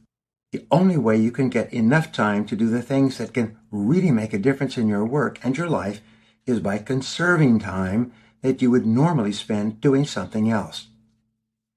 You are surrounded by people and situations that waste your time and undermine your effectiveness all day long. Only by practicing rigorous self-discipline can you free yourself from these thieves of time. The 7 major time wasters. There are 7 major time wasters in the world of work, which have been identified from hundreds of studies and opinion surveys. Your ability to deal with them effectively will largely determine how successful you will be in your career. Number 1, telephone, email, and text interruptions. The first major time waster is interruption by telephone, email, and SMS. When the telephone rings or the email dings, your train of thought is broken and you're distracted from the task at hand. When you hang up the phone or turn away from the screen, you find it hard to get back to the work in front of you. There are 7 ways to deal with telephone and email interruptions. Number 1, use the telephone and email as business tools. Get on and off the telephone or computer fast. Don't socialize when you are working. Make your calls or messages as efficient as possible. You must discipline yourself to use the telephone and the computer as business tools during the hours from 9 to 5. This applies to your smartphone as well. Number 2, have your emails and calls screened or screen them yourself. Find out who is on the phone before you answer. Overcome the natural curiosity that wells up in you when people who you don't know call you. Find out why they are calling before you take the phone call. Number 3, whenever possible, set aside periods of the day when you allow no interruptions. Don't become a slave to a ringing phone, a binging email, or a beeping text message. Leave things off. There's nothing so important that you cannot get back to it later when it's more convenient for you. Number 4, when you make a call or send an email message, set clear callback or response times. Tell others the time that you will be available to respond to the message or phone call. Avoid playing telephone or email tag. Leave a telephone number if it's an emergency. Number 5, batch your calls and your email activities. Use the learning curve. Make all of your telephone calls or email responses at once. Don't spread them throughout the day. Sometimes you can accumulate your phone calls or email messages up to 11 a.m. and then return them all by noon. Then you can accumulate them again up to 3:30 p.m. and return them all by 4:30. Number 6, plan your calls and email in advance. Think about a business call as a meeting and write out an outline or agenda for the items you want to cover in the call or type message. Number 7, take good notes. When talking on the phone, write down every key point made by the other person and you. Never answer a telephone without a pad of paper in front of you and a pen in your hand. The power is always on the side of the person with the best notes. Number 2, unexpected visitors. The second major time waster is unexpected visitors. Drop-in visitors can be extremely time-consuming. These are people from within your company or from the outside. They drop by your office, disrupt your work, break your train of thought, and impair your effectiveness. Sometimes they talk endlessly about unimportant matters and keep you from your work. You must find ways to avoid this time waster at all costs. Here are 5 things you can do. Number 1, create a quiet time for work. Specify a time during the day when you will concentrate on your work. During this time, allow no interruptions. Turn everything off. Get yourself a Do Not Disturb sign and put it on your door. Make it clear that when that sign is out, you do not want to be disturbed for any reason by anyone except in an emergency. Number 2, stand up quickly when unwelcome visitors walk into your office or come to your workplace as though you were just leaving. Start moving as though you were on your way out. Tell the time waster that you're really swamped today and you have a lot that you have to get done. When somebody interrupts you by phone, tell them that you are just leaving and that you are in a bit of a hurry. This will prompt them to get straight to the point. Number 3, bring the discussion to a close. When the meeting has gone on long enough, you can say, well, there's one more thing before you go. Finish off the conversation with anything you can think of, shake hands, and then go back to work. Number 4, arrange specific meeting times. To deal effectively with drop-in visitors, you can arrange specific times to meet that are convenient for both of you. Make appointments to get together with the people in your office. Make appointments with your staff and let them know that at certain times of the day your door is open and you will be available. Number 5, avoid wasting the time of others. Make every effort to avoid being a drop-in visitor yourself. If you do drop in on someone else without warning, always be polite enough to ask, is this a good time to talk or can we get together later? Ask for their permission in advance. It's amazing how many people unconsciously waste the time of others and don't even know it. If you want to increase your efficiency, ask others, what do I do that wastes your time? Be prepared for an earful. And whatever the other person says, refuse to defend or explain. Just thank her and listen without interrupting. Number 3, meetings. The third time waster is meetings, both planned and unplanned. They consume 40 to 50% of your time. They can be planned and organized, involving several people, or they can be one-on-one in an office or in the hallway. Whenever you meet to talk with one or more people, you are having a meeting. Because of poor planning and preparation, many meetings are unnecessary or largely a waste of time. However, meetings are not an evil. Meetings are a necessary business tool for exchanging information, solving problems, and reviewing progress. But they must be managed and they must be used effectively. Before scheduling a meeting, determine its cost. Remember, each meeting costs the hourly rate of the people attending, multiplied by the number of hours spent in the meeting. Meetings should therefore be treated as an actual dollar expenditure with an expected value or rate of return on the investment. Here are 7 ways that you can make meetings more efficient. 1. Ask whether the meeting is necessary at all. If it is not necessary, avoid holding it whenever possible. If it is not necessary for an individual to attend a particular meeting, make sure that he knows that he does not have to be there. Number 2, create an agenda. If you have determined that the meeting is necessary, establish a clear purpose and write an agenda or make a list of everything that has to be covered. Next to each item, put the name of the person who is expected to address that particular issue. This also applies to one-on-one meetings with your boss, subordinates, customers, suppliers, and everyone else. You'll be amazed at how much faster and more efficiently the meeting will progress when there's a written agenda that everyone is following. Number 3, start and stop on time. Set a schedule for the beginning of the meeting and set a time for the end of the meeting. The worst types of meetings are those that start at a specific time but have no clearly determined ending time. Here is another rule. Don't wait for the latecomer. Assume the latecomer is not coming at all and then start at the designated time. It's unfair to punish the people who are on time by making them wait for the person who gets there late, if at all.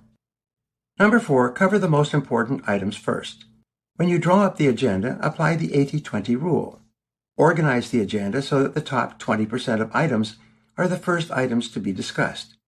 This way, if you run out of time, you will have covered the items that represent 80% of the value of the meeting before the time runs out. Number 5, summarize each conclusion. When you discuss an item on your meeting agenda, summarize the discussion and get closure. Get agreement and completion on each item before you go on to the next one.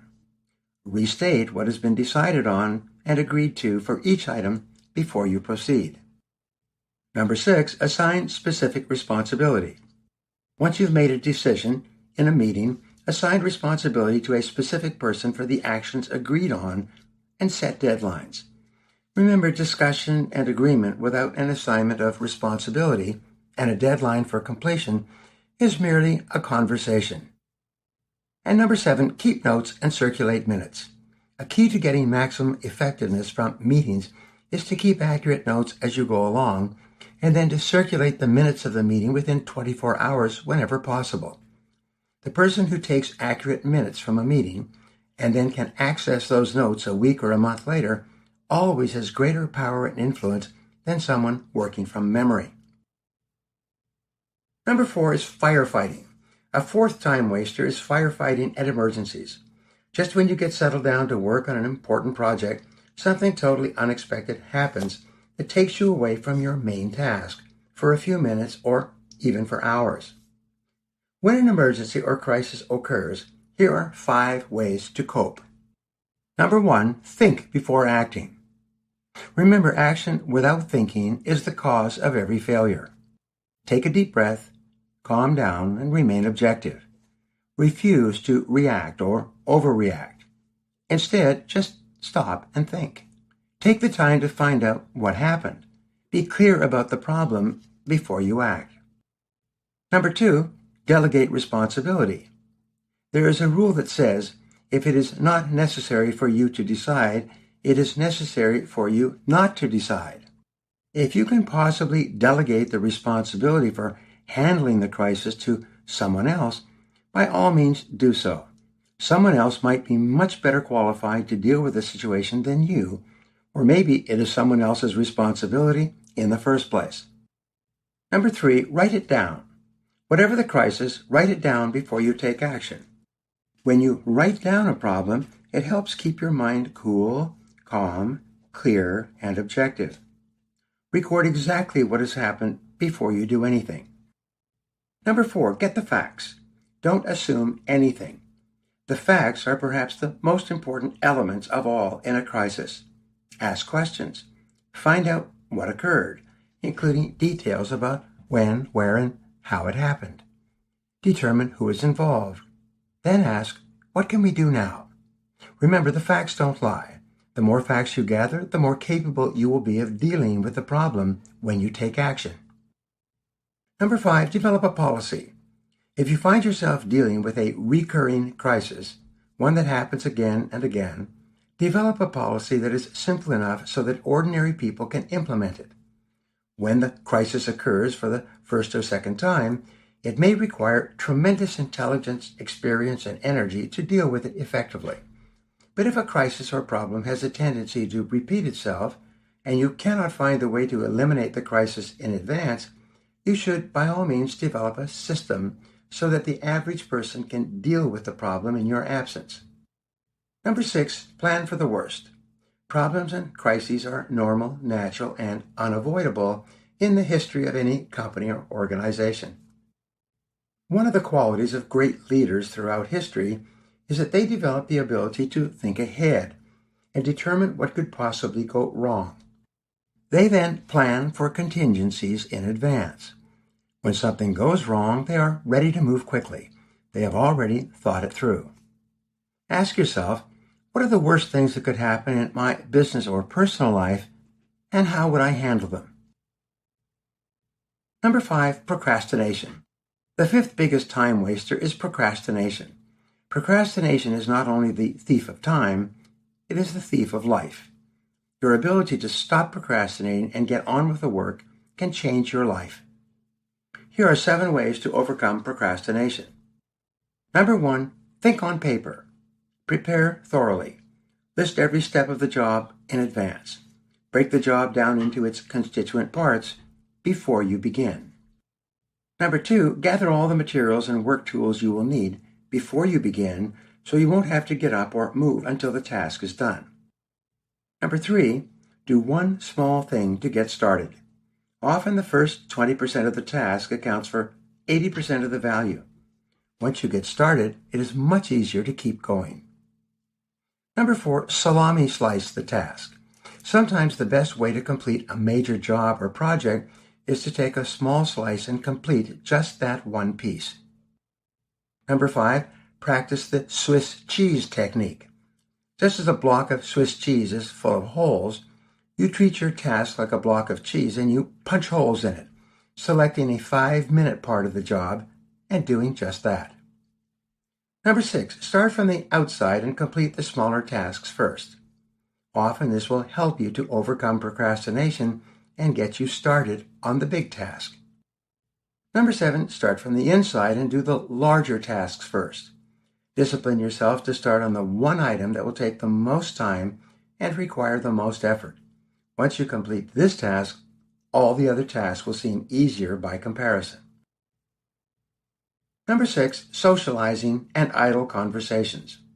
The 6th time waster is socializing and idle conversation, both one-on-one and online.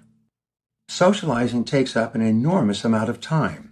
It's been estimated that as much as 75% of time at work is spent interacting with other people. Unfortunately, at least half of this time is spent in idle chatter that has nothing to do with the work. Socializing takes time away from getting the job done. Too much socializing can sabotage your career if you become well known for it. Too many people are time wasters and time consumers. They are working well below their capacity, so they have lots of time to socialize and engage in idle chatter. Here are some ideas you can use to avoid getting trapped into excessive socializing. First, socialize at appropriate times. Arrange to do your socializing at coffee breaks, lunch, and after work. Whenever you find yourself being drawn into a non-work related conversation with colleagues, say, "Well, I have to get back to work." Break off the conversation politely and then move on. It's amazing how often the use of these words, back to work, will cause other people to get back to work as well. Second, focus on results. You are a knowledge worker. Relationships with other knowledge workers are unavoidably time-consuming.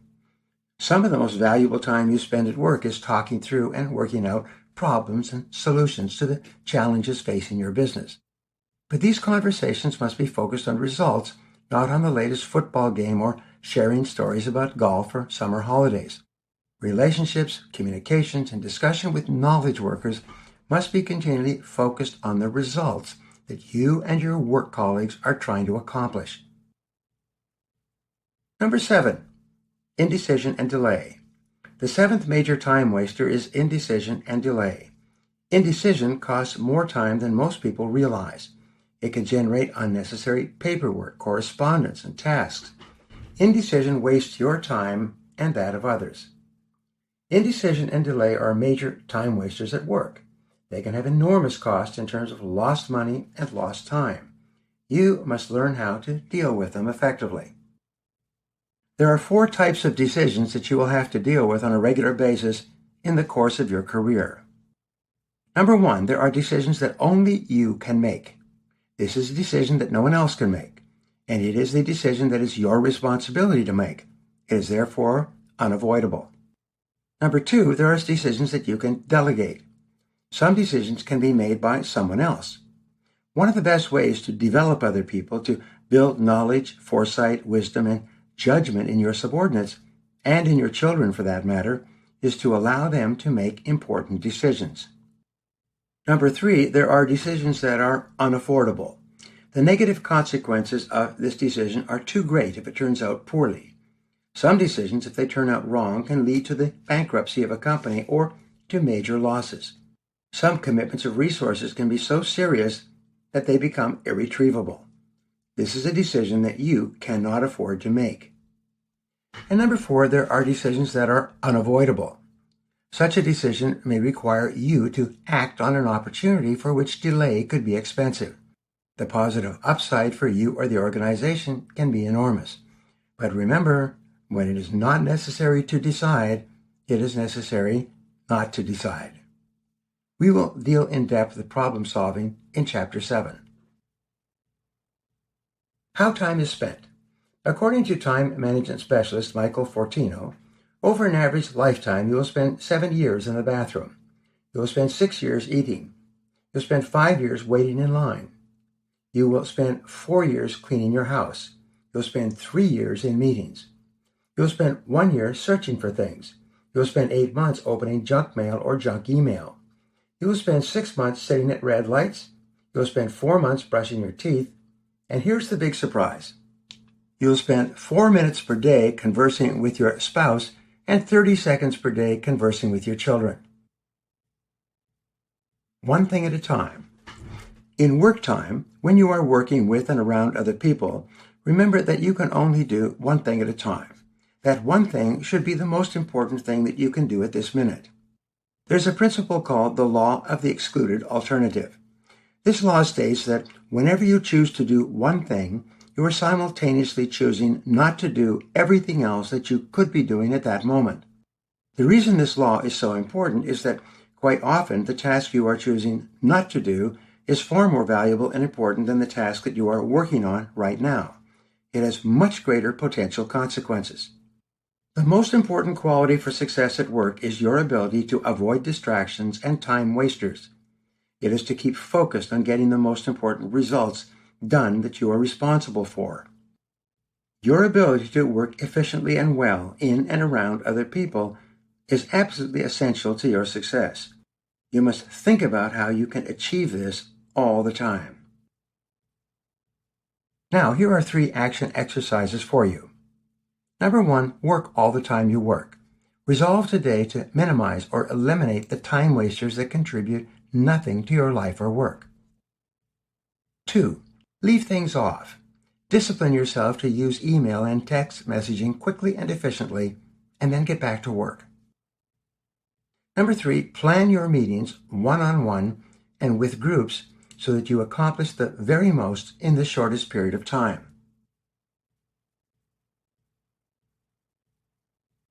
Chapter 6, Creative Time. John MacDonald once wrote, "We have been endowed with the capacity and the power to create desirable pictures within and to find them automatically printed in the outer world of our environment." Creative time is some of the most important and valuable time that you could ever spend. One idea can change your life and make you rich. And the better you plan and prepare for this idea, the more likely it is that you will have it. But creativity requires that you back away from the business of daily life in order to let your mind function at a higher level. This is why creative time requires a different form of thinking and organizing than work time or productive time. It is said that every change in your life comes as a result of your mind colliding with a new idea. There seems to be a direct relationship between the number of ideas that you come up with or are exposed to and the likelihood that you will find exactly the right idea at the right time that can change your life completely and even make you rich. It's estimated that each person has 4 ideas each year, any one of which would make them a millionaire if they followed up on it. How many times have you seen someone come out with a new product or service and go on to become wealthy? You say, "I thought of that idea a long time ago." Yes, you did, but you failed to act. You didn't do anything about the idea. As a result, someone else came up with the same idea and ran with it, trying it out, debugging it as she went along, and eventually making the new idea work at a higher level.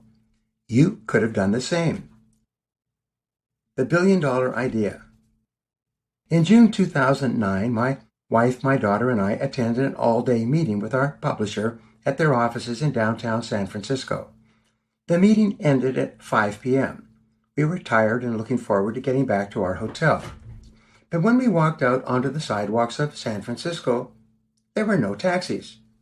We walked a block to a busy intersection looking for a taxi and waving at any taxi that went past, but no one stopped.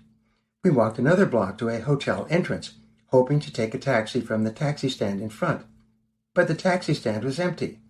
We walked for half an hour through the busy, teeming rush hour traffic of San Francisco and could not find a single taxi to take us back to our hotel about a mile away.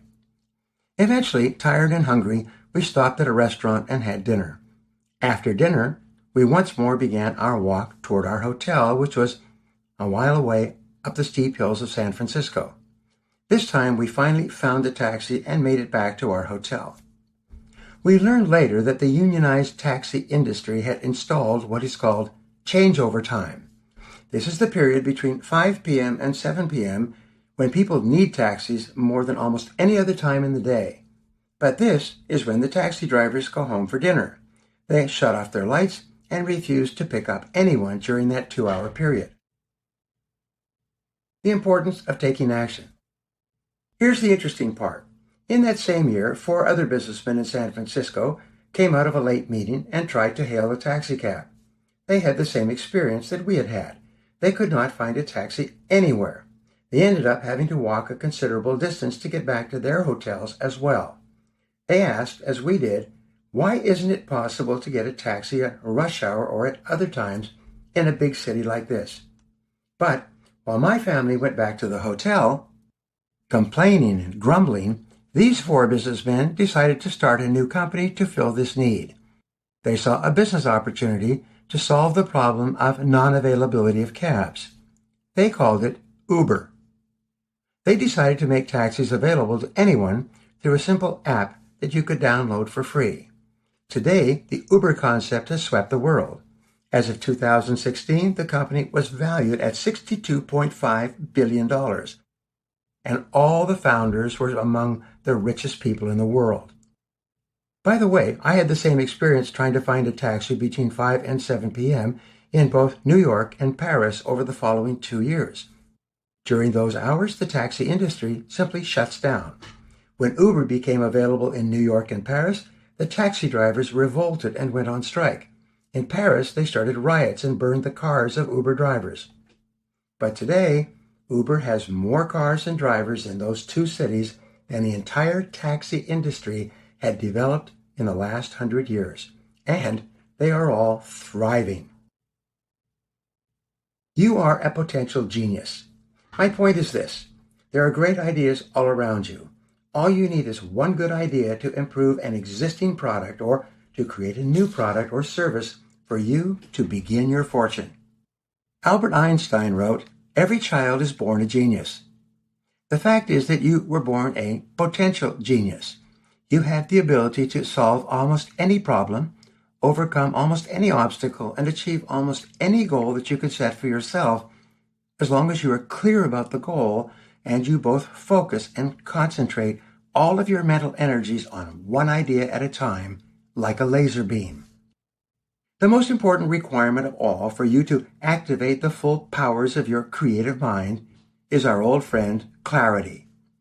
You must be absolutely clear about the goal you want to achieve or the obstacle that stands in your way. The greater clarity you have, the faster you will attract into your life the ideas, people, and resources that you need to solve your problem or achieve your goal. Types of creativity. There are 2 main types of creative intelligence: integrated intelligence and original thought. With integrated intelligence, you combine and recombine existing information, ideas, and experience into new, better, and more desirable forms. This is why most creative breakthroughs come from people with considerable knowledge and experience in a particular field. The second form of intelligence, original thought, is when you come up with an idea no one else has thought of before. This idea may be based on a tremendous amount of knowledge and experience, but you take it to a higher level and you create something completely new, like Google, the iPhone, or Uber. The wonderful discovery is that your creative ability is like a muscle.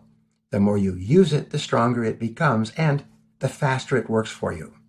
By practicing some of the techniques described here, you can actually increase your IQ by as much as 25 points, moving you from average or above average into the genius range of intelligence. What holds you back? If everyone has the capacity to function at genius levels, why is it that so few people ever unlock their full mental potential to come up with great ideas to change and improve their life or work? There are 3 main enemies of creative thought. They are the comfort zone, learned helplessness, and fear of failure or rejection. Perhaps the biggest enemy of progress is the comfort zone, a feeling of complacency or comfort that people get into after having done things in a certain way for a long period of time, or often for just a short period of time. This is why many of the great breakthroughs in business and technology are from new companies outside the industry and are started by people without the heavy baggage of past experience. They have no comfort zone to break out of. The natural tendency is for a person to slip into a comfort zone and then to resist anything new or different in that area. Instead of being open to newer, better, faster, cheaper, or more convenient ways of producing the product or delivering the service, the average person resists change of any kind. They say things like, "We've always done it this way," or "We tried that once before and it didn't work," or "It costs too much," or "What's wrong with the way we're doing it now?" In many companies, they have the NIH syndrome, not invented here. When someone comes up with a new idea from outside of the industry, it's immediately rejected and dismissed. Failure to move out of the comfort zone. In 2006, Apple announced the release of their new iPhone. You could activate the phone with a single button, type right on the phone's surface, take and send pictures and movies to your friends, communicate with social media, and download music instantly from the iTunes store. It was revolutionary. People lined up and slept in the streets to buy the first phones available. Apple sold millions of the iPhones, and as of May 2016, has sold more than 947.7 million units and gone on to become the most valuable company in history. In 2006, Nokia had 50% of the world consumer cell phone market. BlackBerry had 49% of the world business cell phone market. The executives of both of these companies, probably reading off the same script, said, "The iPhone is just a toy. It's a passing fad. People are not interested in all those bells and whistles. They will soon come back to the solid, dependable cell phones that we offer." Within 5 years, both companies had gone from world leaders to closing their doors. They had become so complacent with their success that they could not change. BlackBerry even reduced its research and development budget by 50% because they were so popular that they did not need to innovate anymore. This is how dangerous falling into a comfort zone can be, both in business and in personal life. Learned helplessness. The second enemy of creativity is learned helplessness. People feel helpless in the face of rapid change, competitive actions, or unexpected setbacks. This is one of the most common reasons people do not try something new or different. And if they think of an idea to do things in a different way, they immediately reject it and go back to what they were doing before. Learned helplessness occurs when someone tries new ideas and fails, which young people do over and over again. After failing several times, and sometimes even after a single failure, they conclude that they cannot change the situation or the way things are. They develop learned helplessness and stop trying to do or try new things at all. This can happen very early in life and then persists throughout a person's career. Fear holds you back. The third enemy of creativity is the fear of failure, and its twin, the fear of rejection. The fear of failure triggers a form of paralysis, like a deer caught in the headlights. Whenever someone thinks that they might lose their time or lose their money, the fear of failure looms in their thinking, and they begin thinking about everything that could go wrong. They immediately back away from trying or investing in anything new or different. In addition, the fear of rejection caused by the fear of criticism is a major reason people do not try new things. Many people are so sensitive to the possible negative opinions of others that they refuse to do anything new or different that might generate disapproval. Whenever you have or hear a new idea, be alert to the natural tendency to resist the new idea by slipping back into your comfort zone, feeling incapable of making it work, learned helplessness, or fearing failure or rejection, fear of failure. The good news is that you can go from being uncreative to being extremely creative in almost no time at all. There are a series of methods and techniques to unlock your creativity that I have taught to more than 2 million people in 75 countries. People often tell me that one or more of these ideas had transformed their life and often made them wealthy. Ask the right questions. Here are 4 questions that you can ask yourself repeatedly. Each of these questions expands your thinking and enables you to see things you might not have seen before. Question number 1, what are we trying to do? Ask this question especially when you're experiencing resistance or are not getting the results you expected. Become absolutely clear about what you are trying to accomplish. Has your goal changed? Number 2, how are we trying to do it? There are many different ways to achieve any goal. It's highly likely that the way you are attempting to achieve your goal is not the best way. The only real question is, does it work? Is your current method working? The rule is to be clear about the goal, but flexible about the method of achieving it. Number 3, what are our assumptions? If you're experiencing frustration, resistance, or temporary failure, ask yourself, what are my assumptions about this situation? And question 4, what if your assumptions were wrong? What would you do then? Peter Drucker wrote, errant assumptions lie at the root of every failure. Analyze your assumptions. Each person has 2 types of assumptions, explicit and implicit. Explicit assumptions are those that you are conscious of and that you can clearly explain and defend to another person. The first and most dangerous explicit assumption that a person makes in a new business is that there is an actual market for the product or service. But according to Forbes magazine, fully 80% of business failure is caused by a single factor. Customers simply do not want the product that you are offering. Even with the best market research, fully 80% of new products introduced each year fail in the marketplace and have to be discontinued, costing enormous amounts of money. The people who developed and marketed the product proceeded on the assumption that there was a market demand for what they were selling and that the demand was big enough and profitable enough to justify all of the efforts to bring the product to market in the first place.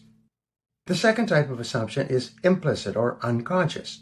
This is something that you believe without question. What could they be for you? One fatal implicit assumption is, because I want to, I can. Many people assume that their desire or willpower or determination is all that is necessary to overcome obstacles and eventually succeed. But there is often very little relationship between what you want to do and what you are capable of doing. Another fatal assumption is, because I have to, I can. The truth is that you may lack the knowledge, skills, money, or resources to achieve a particular goal that you feel is essential to your success. Your life is greatly influenced by your assumptions. You always act on the basis of what you believe to be true, even if it is not true at all or you have no proof. Challenge your assumptions. Be prepared to consider that your most cherished assumptions about yourself or your business could be completely wrong. This is a difficult possibility for most people to deal with.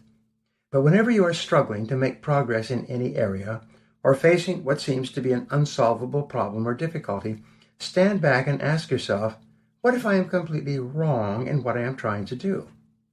What if we are completely wrong in our current approach?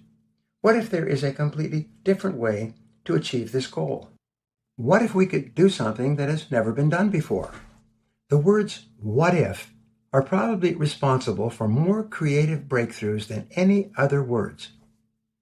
Edward de Bono, an expert on thinking skills, calls this PO, or provocation.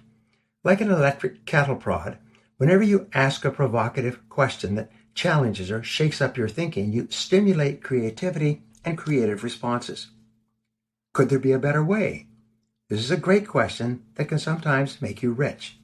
The fact is that there's always a better way for you to solve any problem or accomplish any goal.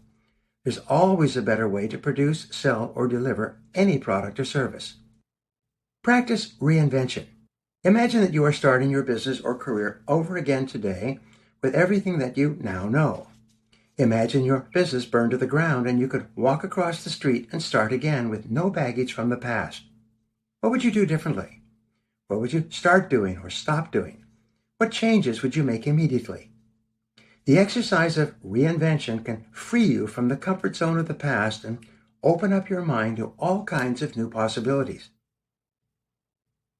Unlocking your creativity. There are 4 ways you can solve any problem, make any change, or achieve any goal. Number 1, you can do more of certain things. What should you be doing more of? Answer, you should be doing more of those things that are giving you the very best results today. What are they? Number 2, you can do less of other things. And what should you be doing less of? Answer, you should be doing less of those things that are not working very well or not working at all. Number 3, you can start doing something completely new or different. This is usually the hardest step of all, but usually doing something new or different is the step that leads to the greatest breakthroughs in every field. What should you start doing today that you are not now doing? And number 4, way to unlock your creativity, is you can stop doing certain things altogether. And what should you stop doing? You should stop doing anything that is not helping you to achieve your most important goals. Use the AB method described in Chapter 1. Think on paper. There is something miraculous that happens between the head and the hand. When you write something down on a piece of paper, you trigger what is called a psychoneuromotor activity. This is a big word for activating your whole brain into focusing on a single point for a period of time. When you write, you think, visualize, and move simultaneously. It's not possible for you to write and at the same time think or pay attention to anything else in the world except what you are writing at that moment. Because your mind and body are completely engaged, when you write something down, it is automatically transferred to your subconscious mind. Writing things down dramatically increases the likelihood that you will remember them. Writing down your goals increases the likelihood that you will achieve them. Writing things down activates your creative ability. It stimulates your brain. It's like stepping on the accelerator of your mental engine. Solve any problem. Here's a simple exercise for you. Select a problem that you have been trying to solve. Take a clean sheet of paper and write out every detail of this problem. Write down all the facts or information that you have about this situation. Ask questions like these. What am I trying to do? How am I trying to do it? What exactly is the problem or goal? How did this problem arise? When did it happen or occur for the first time? Who is involved? Why did this problem happen? Is this really a problem, or could it be an opportunity? These questions stimulate your creativity. You will be amazed at what you think of when you begin writing, line after line, every detail of the problem you are wrestling with, including all the possible causes and the many possible solutions. Sometimes during this exercise, the exact right idea or solution will jump off the page at you. I've worked with people who had been struggling with a goal or problem for many months, who were able to solve it in a few minutes by simply taking the time in the quiet to write down every detail of the problem. As a result, the problem practically solved itself on the paper in front of them. Your superconscious mind. Throughout history, people have talked and written about a higher form of mind or thinking that each person has available to them. Sigmund Freud called it the superego. Alfred Adler called it the supraconscious mind. Napoleon Hill referred to it as infinite intelligence. Ralph Waldo Emerson called it the oversoul. Many people refer to it as the God mind. After many years of research, I prefer to call it the superconscious mind. However you describe it, this mind is always available to you, just as is your iPhone or laptop computer. You can turn it on and access it at any time. In a few moments, all of your superconscious powers become available to you to solve your problems and achieve your goals. Activating your mental powers. The superconscious mind has several amazing qualities. Number 1, the superconscious mind will enable you to achieve any goal you want as long as the goal is clear. People who write and rewrite and think about their goals constantly seem to enjoy a steady stream of ideas that help them to achieve their goals faster. Number 2, the superconscious mind has access to all your previous knowledge and experience from throughout your entire life. Plus, it has access to the knowledge and experience of others, even at a great distance. Number 3, the superconscious mind is the seat of the power of attraction. When you have a clear goal, the superconscious mind sends out vibrations that turn you into a living magnet. With this power, you begin to attract into your life the ideas, people, circumstances, and money that you need to achieve your goals. Number 4, the superconscious mind automatically solves every problem on the way to your goal, as long as the goal is clear. Number 5, the superconscious mind will bring you exactly the answer you need at exactly the right time. But this information is time-dated. You must act on it immediately in some way, or it will be too late. Number 6, your superconscious mind will bring you the lessons you need to achieve your goal, often disguised as obstacles, setbacks, and temporary failure. Your main job is to look into the problem or difficulty and ask, what can I learn from this experience? When the superconscious mind brings you the answer that you need, it will be complete in every respect and always within your current capabilities. You'll be able to take action on your idea immediately. The answer will feel simple, logical, and clear, like a blinding flash of the obvious. Your superconscious mind often speaks to you through your intuition, the still, small voice within. If you listen to your intuition and follow its guidance, you'll probably never make another mistake. Fortunately, your superconscious mind is always available, even if you have not paid attention to it or listened to your intuition for a long time. It actually grows stronger and works faster as you use it and trust in it. Mindstorming. There's another way that you can use the power of pen and paper to activate your subconscious and superconscious minds. It is called the 20 Ideas Method.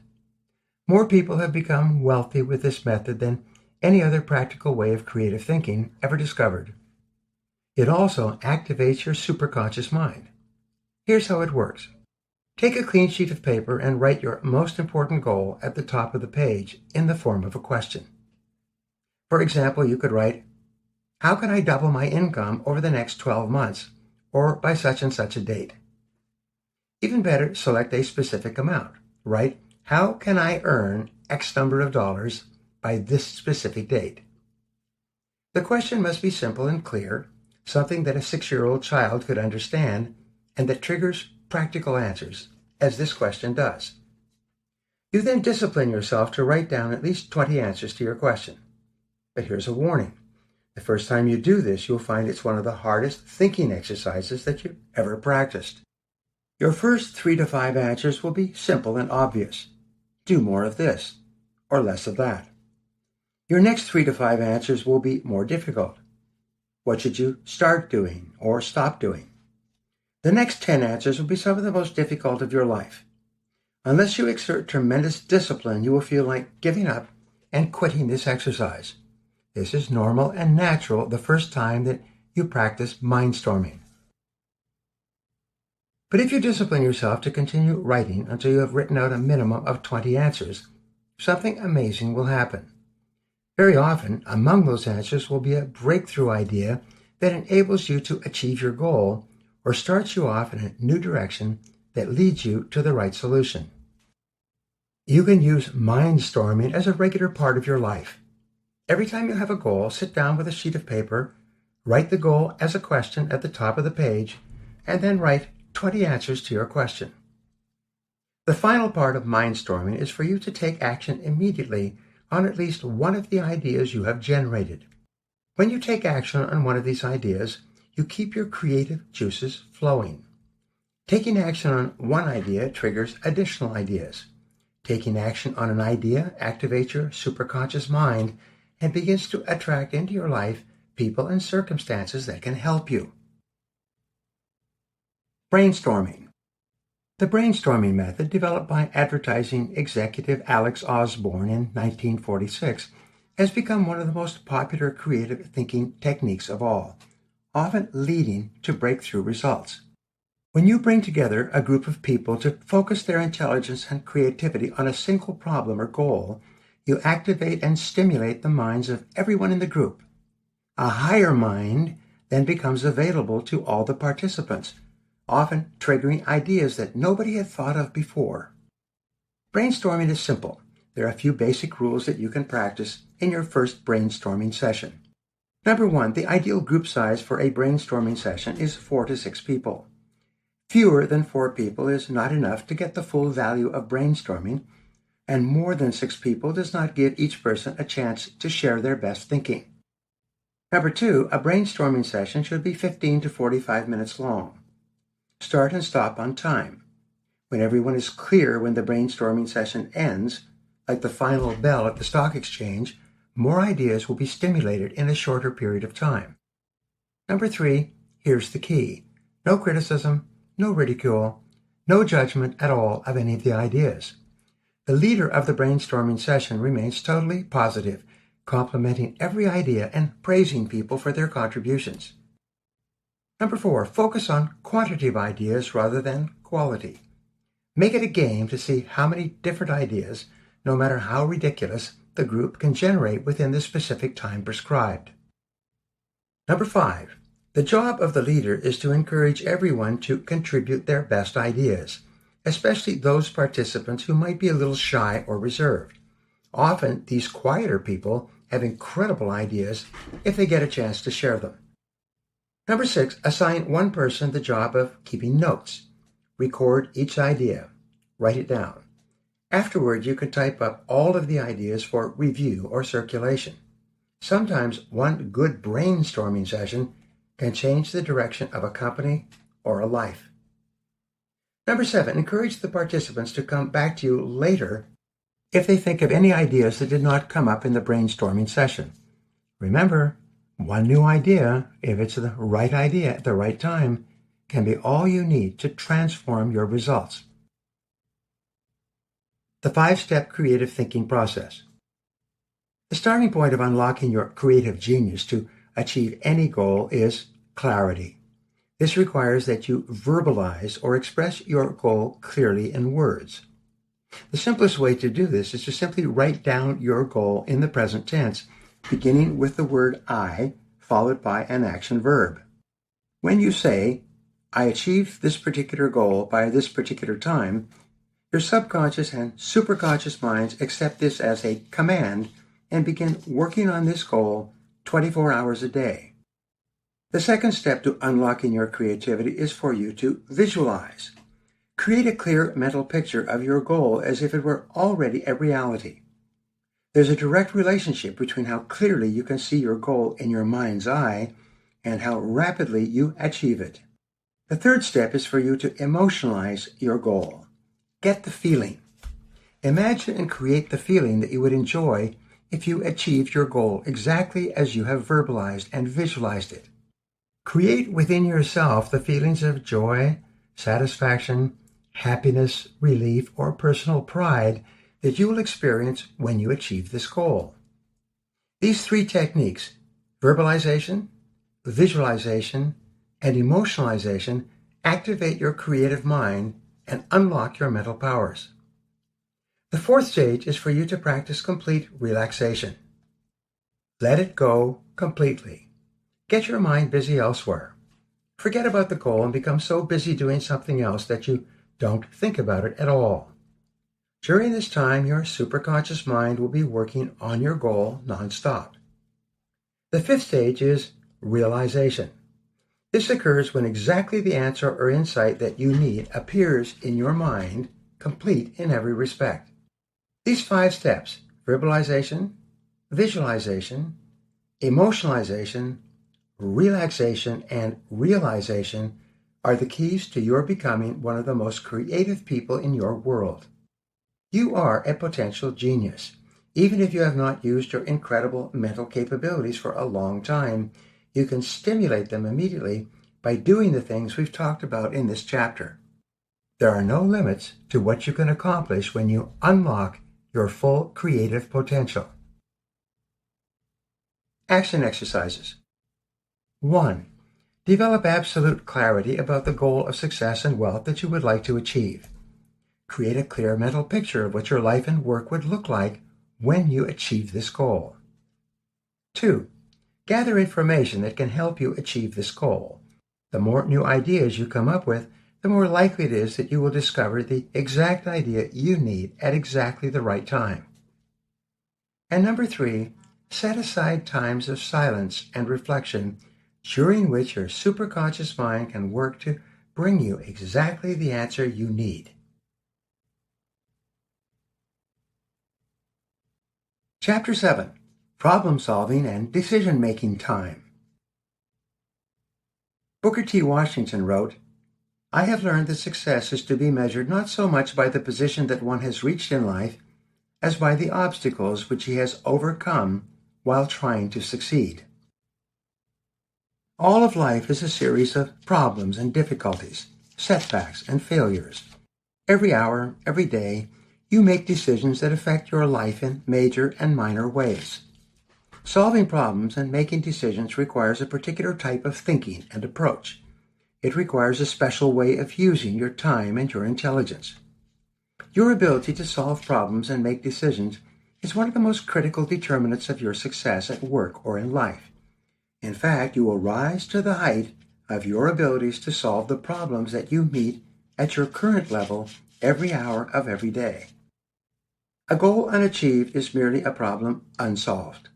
The only thing that stands between you and anything you want in life is an obstacle or a difficulty of some kind. Your ability to remove this obstacle or overcome this difficulty determines how much you are paid and how fast you will be promoted. The universal principle. The universal principle is you become what you think about most of the time. Successful people, the top 10 or 20% of people in our society, tend to think very differently from the bottom 80 or 90%. Top people think about their goals most of the time. They think about where they are going and what they want to accomplish most of the time. Especially the most successful people think and talk about solutions to the inevitable and unavoidable problems that they face every single day. What do happy, unsuccessful people think about and talk about? They think and talk about their problems and who is to blame. Successful people think about the solutions and the actions that they can take immediately to begin moving forward toward the things that they want. The rule is, what you think about, you bring about. Whatever you dwell on grows in your reality. If you think and talk about your problems, they increase and multiply. But when you think and talk about solutions, you continuously discover more and better solutions. Think in terms of action. Whenever you have a problem of any kind, immediately ask the questions, what can be done? And what is our next action? In problem solving, as in other areas, clarity is your best friend. When you're absolutely clear about the goal you want to achieve, it is easier for you to develop clarity about the things that are stopping you from achieving that goal.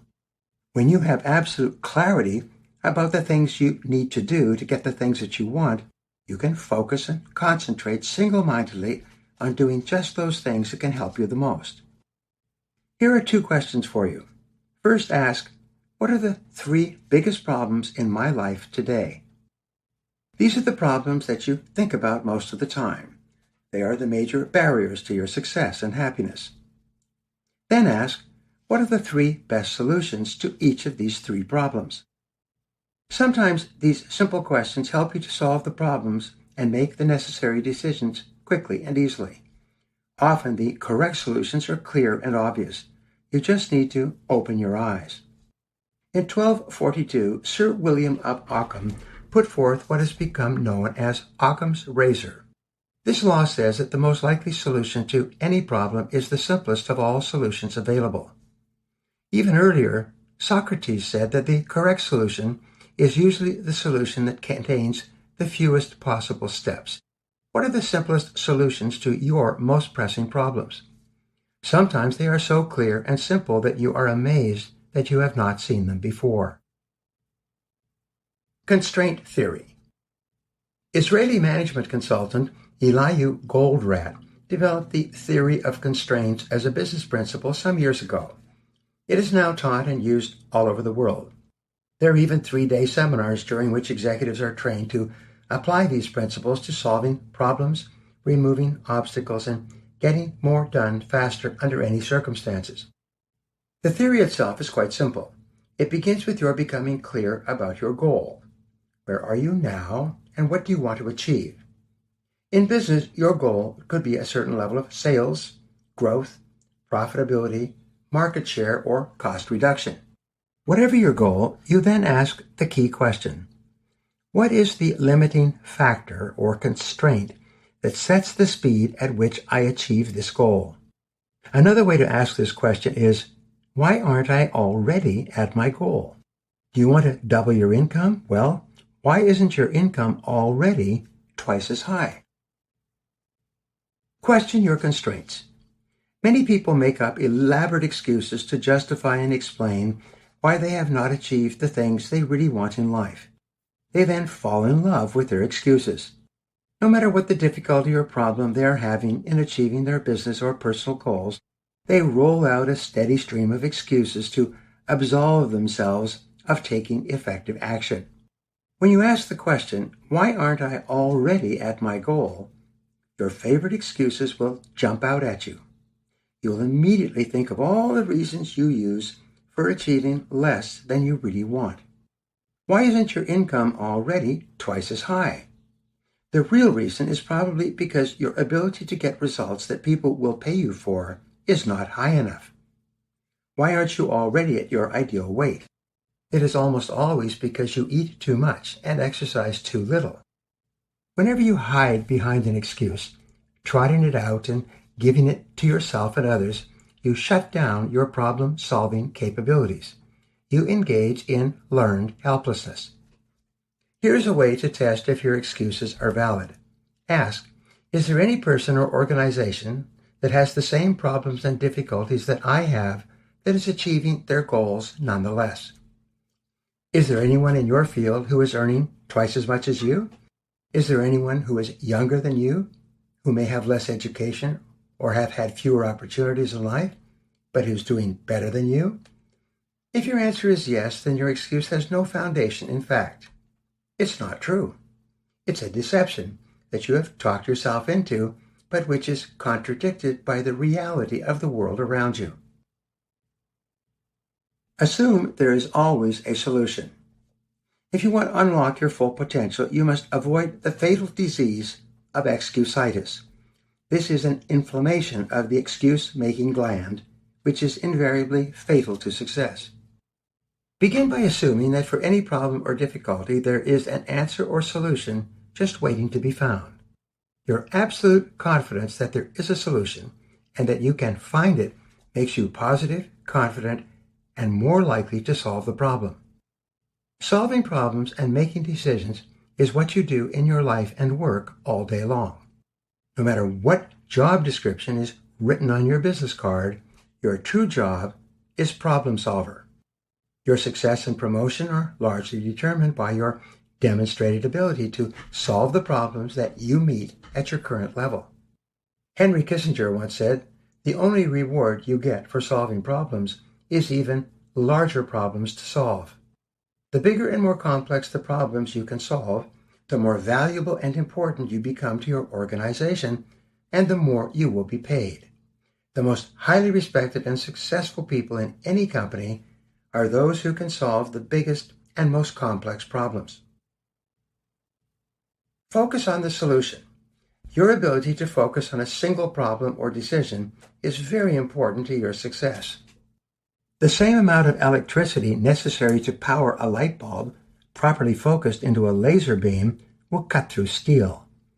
When you focus all of your attention on solving a particular problem or achieving a particular goal, your mind becomes more and more like a laser beam, capable of cutting through any obstacle that stands in your way. You could dramatically improve your ability to solve problems by asking and answering the right questions over and over again.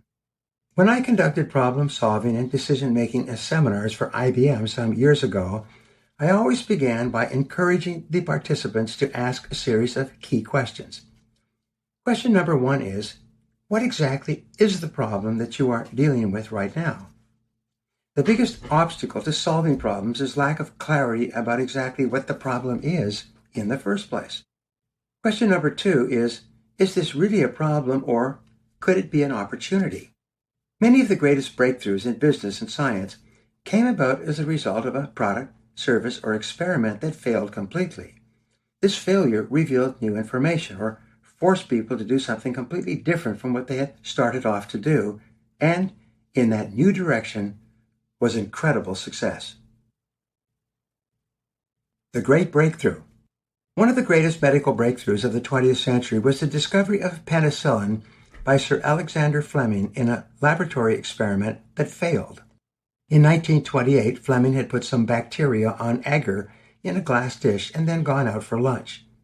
When he got back, he was disappointed to find that all of the bacteria in his experiment had died completely, whereas the typical researcher would have simply thrown away the tainted agar and begun again. Fleming instead asked, what kind of a substance was so powerful that it could kill all this bacteria so quickly? He found that an experiment with a new spore in another part of the laboratory had been left uncovered, allowing spores to drift through the air and fall in different parts of the lab, including on the bacteria in Fleming's agar dish. This spore was eventually isolated and named penicillin, the most powerful antibiotic ever discovered. In World War II, a decade later, penicillin saved millions of lives from disease and infection. As a result of this discovery, Fleming was knighted by the King of England, won the Nobel Prize in Medicine, became very wealthy, and was heralded as one of the most respected and esteemed doctors in British history. He still is today. Expand your definition. Once you have a clear definition of the problem, you ask yourself the magic question. What else is the problem? The rule is to be aware of a problem for which there is only one definition. It seems that the more ways you can define and restate the problem, the more likely you are to arrive at the right definition, which will lead to the correct solution. Take your time. The next question you ask is, what is the best solution to this problem? Once you have determined the best solution, ask, what else might be a solution? Again, be aware of a problem for which there is only one solution. Keep asking, what else is the solution? A major obstacle to problem solving is jumping to conclusions and making decisions before you have even considered all the other possibilities. The more solutions you can develop, including doing nothing at all, before you move to a decision, the more likely it is that you will come up with the ideal solution. There seems to be a direct relationship between the quantity of problem definitions and solutions you can develop and the quality of the final solution you settle on. Mindstorming Revisited. Practice the mindstorming method explained in the last chapter to develop more solutions quickly. Write your definition of the problem at the top of a page in the form of a question. How can we solve this problem or achieve this goal? You then discipline yourself to write at least 20 answers to your question. The more solutions you can generate, simply by the law of probabilities, the more likely it is that you will generate the correct solution, which will lead to the breakthrough that you desire. Take your time. A 500% increase. Some years ago, I conducted the following exercise with the senior executives of a $20 million company. They had worked for more than 20 years to achieve this level of sales and revenues. Their question was, how can we double our sales over the next 5 years? We then spent the next hour writing out all the different ways they could overcome the obstacles of competition and the challenges of rapid change to achieve this goal. We then organized the ideas by priority and determined which ones were inputs and which ones were outputs or results. Finally, we assigned specific responsibility for each of these tasks to different individuals and set deadlines for the completion of each job. Then, everyone went back to work. 5 years later, they invited me to a special banquet to celebrate their best year ever. But instead of doubling their sales in 5 years by applying many of the new ideas they had generated, they increased their sales to $105 million. They became a market leader and remain the market leader in their field even today. Assign responsibility. Once you have clearly identified the true problem that you are attempting to solve and have agreed on the best solution, the next question is, who is going to be responsible for carrying out this solution? It's amazing how many problem-solving meetings end with a clear, agreed-upon solution, but 2 weeks later the problem still exists. Why? Because no one was assigned specific responsibility for implementing the solution. When you have chosen a specific person to be responsible for the solution, set measures that you can use to determine progress and to ensure that the solution has been successful. Set deadlines and sub-deadlines. The more important the solution is to your company or to you personally, the more regularly you should check to make sure that everything is being done on time and on budget. The Peter Principle. Some years ago, a man named Dr. Lawrence Peter wrote a book called The Peter Principle. This became a bestseller and an eye-opener for millions of people. Peter said each person in an organization is continually promoted based on their ability to do their job and get results. This promotion process continues until the employee reaches the level where he can no longer do his job in a satisfactory manner. At that point, he stops being promoted. His career levels out. For this reason, Peter said, eventually each person rises to their level of incompetence. His critical insight was that people who have reached their level of incompetence eventually staff every organization at every level. They are not capable of doing their work well at that level or of being promoted or demoted. All organizations, but especially government organizations, end up being staffed by incompetent people. This insight explains a lot of the problems with underperformance and excessive spending in government bureaucracies. Your problem-solving ability. This is what happens in your life as well. When you start your career, you are given work to do requiring that you solve problems and achieve results at that level. As you demonstrate a mastery of your work by solving the problems, overcoming the obstacles, and getting the results expected of you, you are promoted, almost automatically, to more responsible positions. At each new position, the problems you face will be more difficult and more complex and will have greater consequences for success or failure. As you demonstrate your ability to solve the more difficult problems at that level, you will automatically be promoted again and again. Your ability to solve problems and achieve results determines how high you rise and how far you go in your career. Become solution-oriented. Develop an intense solution orientation. The more you think about solutions, the more solutions you will discover. The more confident you become that you can solve any problem you face, the more likely it is that you will find the right solution at the right time for you. Identify your biggest problems in life today. Think about the steps you could take immediately to solve them. Then take continuous action toward the solution of your problems and the achievement of your goals. Problem-solving and decision-making time can be done two ways. The first is when you sit quietly by yourself with a pad of paper, focusing single-mindedly on one problem at a time and writing down all the ideas that come to you. The second way is when you collaborate with one or more people to focus on a single problem or obstacle. These two activities are more important for your success than anything else you do. Problem-solving and decision-making time, if you plan and use them correctly, can do more to help you advance in your career than almost any other activity you can engage in. Now, here are 3 action exercises for you. Number 1, answer the question, what is the biggest single problem you are wrestling with today? Define it in writing. Number 2, write it at the top of the page in the form of a question, beginning with, how can we solve this problem? And 3, discipline yourself, alone or with others, to generate 20 different ways to solve this problem. Take action immediately on at least one answer. Chapter 8, People and Family Time. Henry Drummond once wrote, "You will find as you look back upon your life that the moments that stand out, the moments when you have really lived, are the moments when you have done things in a spirit of love." The time you spend with other people and the way you spend it determines perhaps 85% of your happiness, success, or failure in life. People time is different from work time, productive time, creative time, and learning time. What you need to do to be effective and successful in your work and career is almost the opposite of what you need to do to be effective and successful with your family and relationships. Harmonious relationships require large chunks of unbroken time, both at home and at work. In your career, the things you do and say and your interactions with others largely determines your future.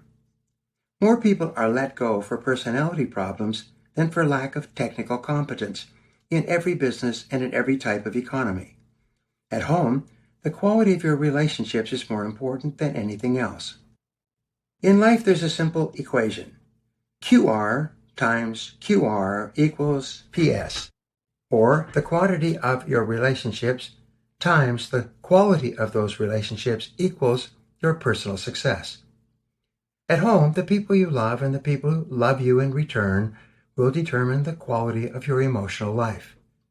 Your choice of a spouse, mate, or companion will largely determine how happy and fulfilled you will be. The only way to increase the value of a relationship is to invest more time into that relationship. There's a direct relationship between the quantity of time that you invest and the quality of the relationship that you will have with that other person. Nothing can replace time, and usually face-to-face time. Balance is essential. To be truly happy, you must achieve a balance between your family relationships and your work life. But each of these activities requires a different type of time. Work requires quality time, setting goals and priorities, working on high-value activities, getting results, and performing at your best. Family time requires quantity time, long, unbroken stretches of time where the happiest and most important moments of your life take place. It is said that we live life by the days and months, but we experience it in the moments. The most important moments of your life, as you look back, occur almost always unbidden and unexpected, usually complete surprises. You could not have planned or prepared for them. The essayist Michel de Montaigne wrote, "The greatest joys in life are happy memories, which you can revisit at any moment of time. Therefore, the great business of life is to create as many of them as possible." You create memories by allowing large blocks of relaxed, unstructured time during which those unexpected memories can occur, and you never know when they will happen. As within, so without. A major purpose of working to become successful in your career is so that you can enjoy a higher standard and quality of life with the people who are most important to you. You will be truly happy only when your behavior on the outside is congruent or in harmony with your values on the inside. Lack of congruence, allowing your life to get out of balance, is a major source of stress and unhappiness, as well as physical and mental illness. Many people, especially men, say that their families are more important to them than anything else. They say the main reason they are working so hard is to provide a good life for their families. But then they work long hours, come home late, watch television when they do come home, and play golf on the weekends. Recent research says that the average father spends an average of 8 minutes per day with each child. This allocation of time can cause considerable stress.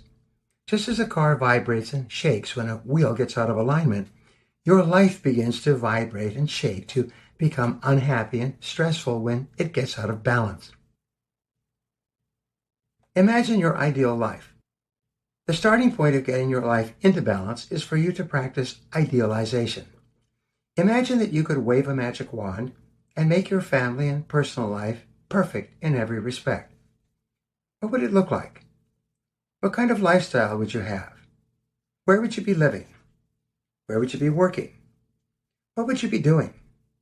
What kind of people would you be living or working with? And how would your ideal life in the future be different from your current life today? Practice zero-based thinking on your work and your personal life. Ask the question, is there anything that I am doing in my life that, knowing what I now know, I would not start up or get into again today? Apply this question to your relationships of all kinds. Is there any person in your life, personal or business, who, knowing what you now know, you would not get involved with them again? If the answer is yes, that you would not get involved with them, then your next question is simply, how do you get out of this situation and how fast? It's amazing how many people are unhappy, stressed, and unfulfilled because they continue to remain in a relationship which, knowing what they now know, based on their experiences, they would never enter into again if they had a chance. What I've discovered is that if you would not enter into a relationship with someone again today, knowing what you now know, the relationship is finished. It's over. It cannot be saved. The only question is, how long will you suffer? How much will you pay before you admit that the relationship is finished? Get your relationships in order. One of the very best uses of your time is to get your relationships in order. On a regular basis, examine each of your important relationships and ask the following questions. What should I be doing more of if I want both of us to be happier? What should I be doing less of to improve the quality of this relationship?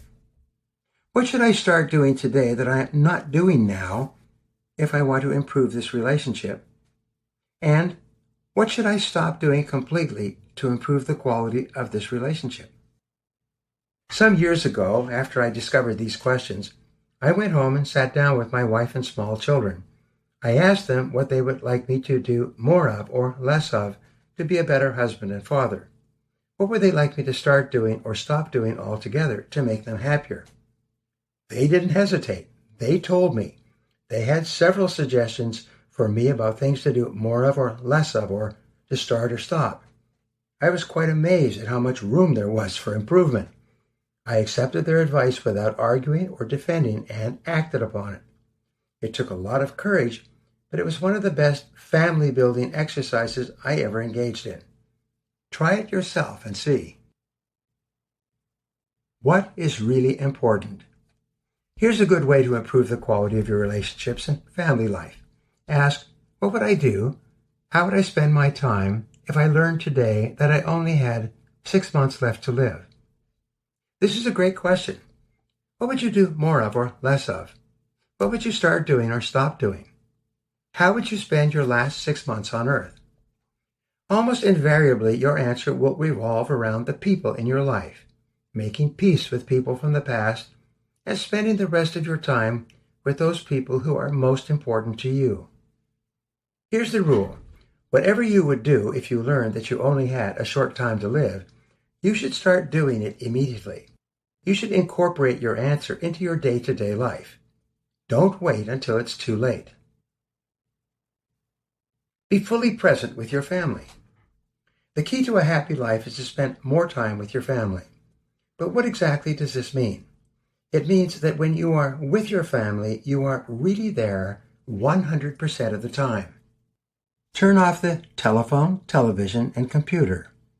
Turn off your smartphone or put it on silent. Close the book you are reading and fold up the newspaper. Eliminate all distractions. Focus single-mindedly on the other person or persons as if he or they were the most important people in the world. You are really with another person only when you are face-to-face, head-to-head, knee-to-knee, and heart-to-heart. You are really spending time with another person only when you are in her face. You're only fully engaged when you are talking to and with her, listening attentively to her responses, and paying complete attention to her. When someone in your family or home wants to talk to you, stop whatever you're doing and concentrate single-mindedly on him or her and what he or she has to say. Make it clear to the other person that he or she is the most important person in the world at that moment. Trust and likability. The most important qualities for success with people at work and at home are trust and likability. As long as the other person likes and trusts you, the relationship can endure any number of problems and difficulties. But if the trust and respect are lost, it's only a matter of time before the relationship collapses. And here's the rule. Listening builds trust. There's a direct relationship between how much and how well you listen and the level of warmth and trust you build with another person. Here are 4 keys to effective listening. When you practice these listening skills with each person you meet, You will be amazed at the results. Number 1, listen attentively.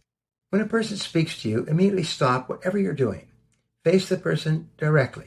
Focus your eyes on her lips with occasional flicks to her eyes. Lean forward, nod, smile, and be actively engaged in the words and conversation of the other person. Above all, don't interrupt. When you interrupt a person when she is speaking, it's the same as sticking out your leg to trip someone who is walking down the sidewalk. Interrupting another person trips her emotionally and makes her feel angry and frustrated. Interrupting someone immediately lowers the level of trust and warmth she might feel toward you. Intense listening is the highest form of flattery.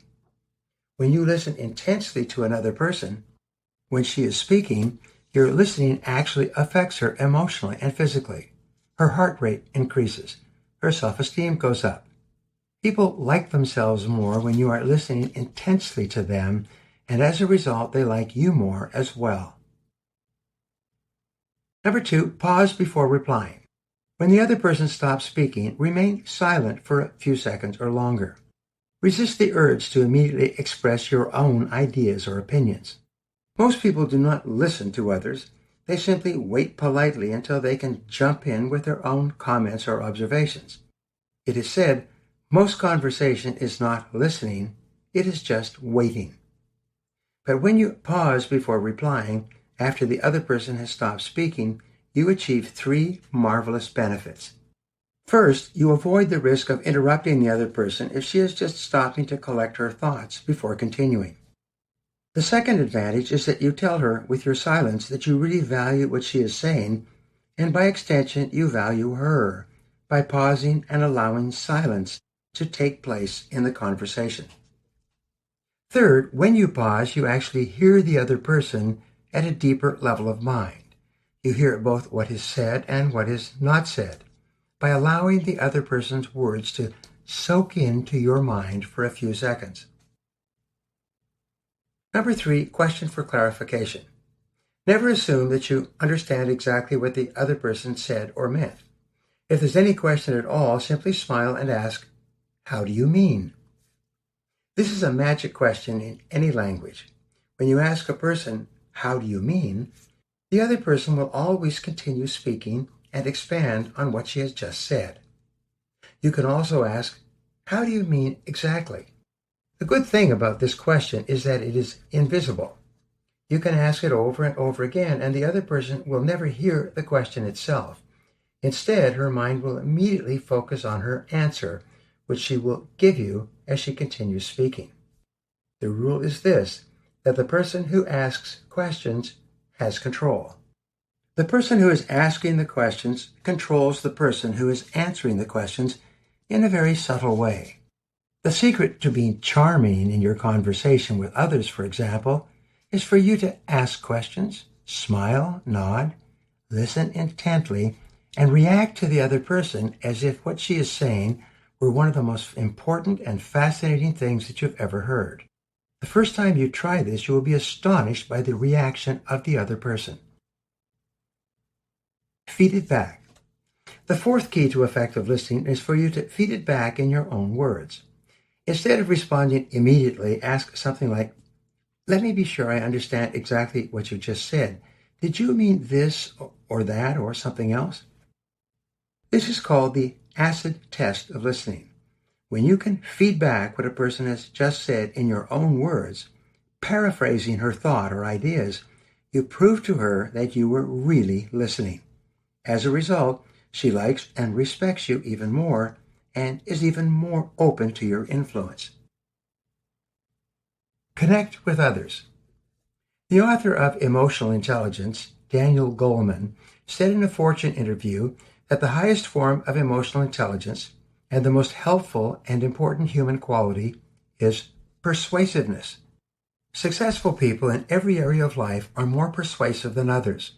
They have a wonderful ability to persuade others to cooperate with them and to go along with their ideas. President Dwight D. Eisenhower once said, "The key to leadership is to get people to do what you want them to do and to think of it as their own idea." The best way to become more persuasive is to ask well thought out and organized questions that bring people around to your point of view. Listening is perhaps the most powerful element of persuasion that you can practice. 7 keys to success with people. Dale Carnegie, in his best-selling book, How to Win Friends and Influence People, said, "The deepest craving of human nature is the need to feel important." Psychologists say that your level of self-esteem, how much you like and respect yourself, and how important and valuable you feel you are, lies at the core of your personality. Your self-esteem determines how happy you feel about yourself and your relationships with others. Your level of self-esteem determines the goals that you set and how persistent you are in achieving those goals. Your level of self-esteem determines how happy you are every single day. There are 7 ways that you can make others feel important, raising their levels of self-esteem and self-confidence and making them feel happy about themselves. Number 1, be positive. Refuse to criticize, complain, or condemn anyone for any reason. Whenever you criticize others for any reason, you lower their self-esteem. You take away their self-respect and undermine their self-confidence. Criticism, complaining, and condemnation make people feel angry and unhappy. Destructive criticism is the most hurtful of all behaviors.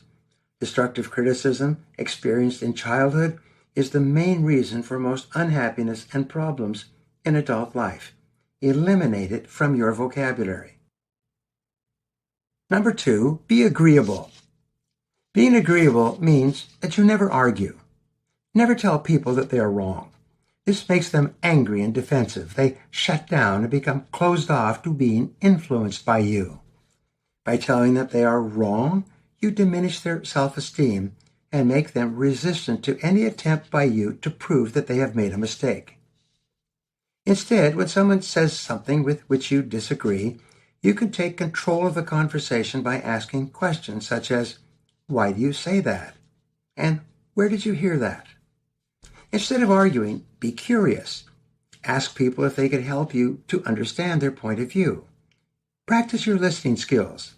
Smile, nod, and pay attention. In many cases, even if the person is completely wrong about a subject, it is not that important. Let it go. It doesn't really matter. Number 3, practice acceptance. One of the deepest subconscious needs of each person is to be accepted by others, just for the person he is, without any judgment or criticism. Many of the personal, political, and social problems we have nationwide and worldwide are caused by people who are shouting out to be accepted by others. And how do you express acceptance? Simple. You smile whenever you meet a person. Whenever you smile, you tell others that you accept them unconditionally. You tell them that they are valuable and worthwhile. As a result, they like and accept themselves more. They feel happier about themselves, and they feel happier toward you. Number 4, express appreciation. The 2 most magical words in any language are probably the words thank you. Whenever you thank another person for anything he has said or done, his self-esteem immediately goes up. He likes and respects himself more. He feels happier. He then becomes wide open to do even more of those things that make you happy, causing you to thank him again. Number 5, practice admiration. Express your admiration for others at every opportunity. As Abraham Lincoln said, everybody likes a compliment. Compliment people on their possessions, their accomplishments, and their personal traits. Compliment the host on what a beautiful house she has or he has, and how beautifully it is furnished. Compliment the businessman on his office and place of business. Compliment people for their accomplishments, their degrees and prizes. You can always find something to compliment, and when you do, you not only raise the self-esteem of the other person and make him feel important, but you feel better and happier about yourself as well. Number 6, express praise and approval. Praise people for everything they do for you, large and small. One definition of self-esteem is how much a person feels praiseworthy. Your own self-esteem is determined by how worthy you feel of praise and respect from other people. All of the striving in the world today after praise, approval, and rewards is to satisfy the deep human need for approval by other people. When you satisfy this need with each person you talk to, you raise his self-esteem and increase his desire to cooperate with you. Number 7, pay attention. Listen to others when they want to talk. When you pay attention to another person, you tell him without words that you consider him to be valuable and important. This is the magic of listening that we spoke about earlier. So you see, you always pay attention to those people who you most value. At the same time, you ignore people you do not value. In effect, by ignoring them, you devalue them and make them feel less important. Here's an example. Imagine being engaged in a pleasant conversation with another person face to face. But then as the other person is speaking, you just simply look away and stop listening. How would the other person feel? How would you feel if someone turned away and stopped listening to you in the middle of a conversation? The more closely you pay attention to another person, the more valuable and important he feels. As a result, he likes and trusts you and enjoys being with you. Paying attention to another person is the fastest way to satisfy his deep emotional need to feel important and to make him feel happy about himself. The benefit of success.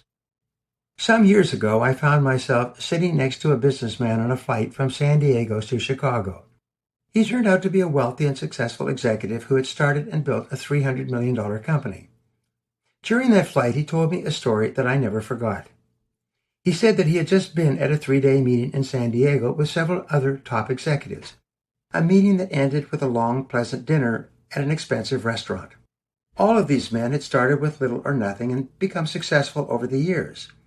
As they were talking about and sharing their successes, one member of the group spoke up and asked, "What is success?" Since this man was one of the smartest and most insightful people at the table, everyone quieted down to listen to his answer to his question. He then said, "Success means no more difficult people in your life." He actually used another more colorful word to refer to difficult people. Use your imagination. A simple truth. Everyone laughed and agreed. They all realized that one of the greatest blessings of success, and especially financial success, is that you can decide not to have anything to do with negative people for any reason. You do not have to allow them into your life, and if they are already there, you can get them out of your life. You can decide to live and work only with people who you like, respect, and enjoy. Here is the question. Why do you allow negative people to be in your life in the first place? Negative people are the primary source of almost all of your unhappiness. They cause you more pain, anger, frustration, aggravation, and unhappiness than all other factors put together. Why do you allow them in your life in the first place? The answer is usually because you think that the rewards or benefits you will eventually receive from your relationship with this negative person will be greater than the costs, pain, and aggravation that you will suffer by putting up with her. But here's the point. Did you ever get anything good or beneficial from continuing to associate with a negative or difficult person? And the answer is always no. No matter how long you put up with a negative person, at the end of the day, you received no lasting benefit whatsoever. In fact, the opposite was probably true. The cost to you of that negative relationship was enormous, and there were never any offsetting benefits. The great lesson. Here's the point. The wealthiest and most successful people have finally reached the point at which they refuse to have any negative people in their lives. But because having negative people in your life never brings you any advantage or benefit anyway, you can decide right now to do the same thing as the richest and most successful people in the world do. You can decide this very minute to get rid of all the negative people in your life. Resolve this very moment that you're not going to have difficult people in your life. If they're there currently, you're going to get rid of them immediately. From now on, you're going to live and work only with people you like and enjoy.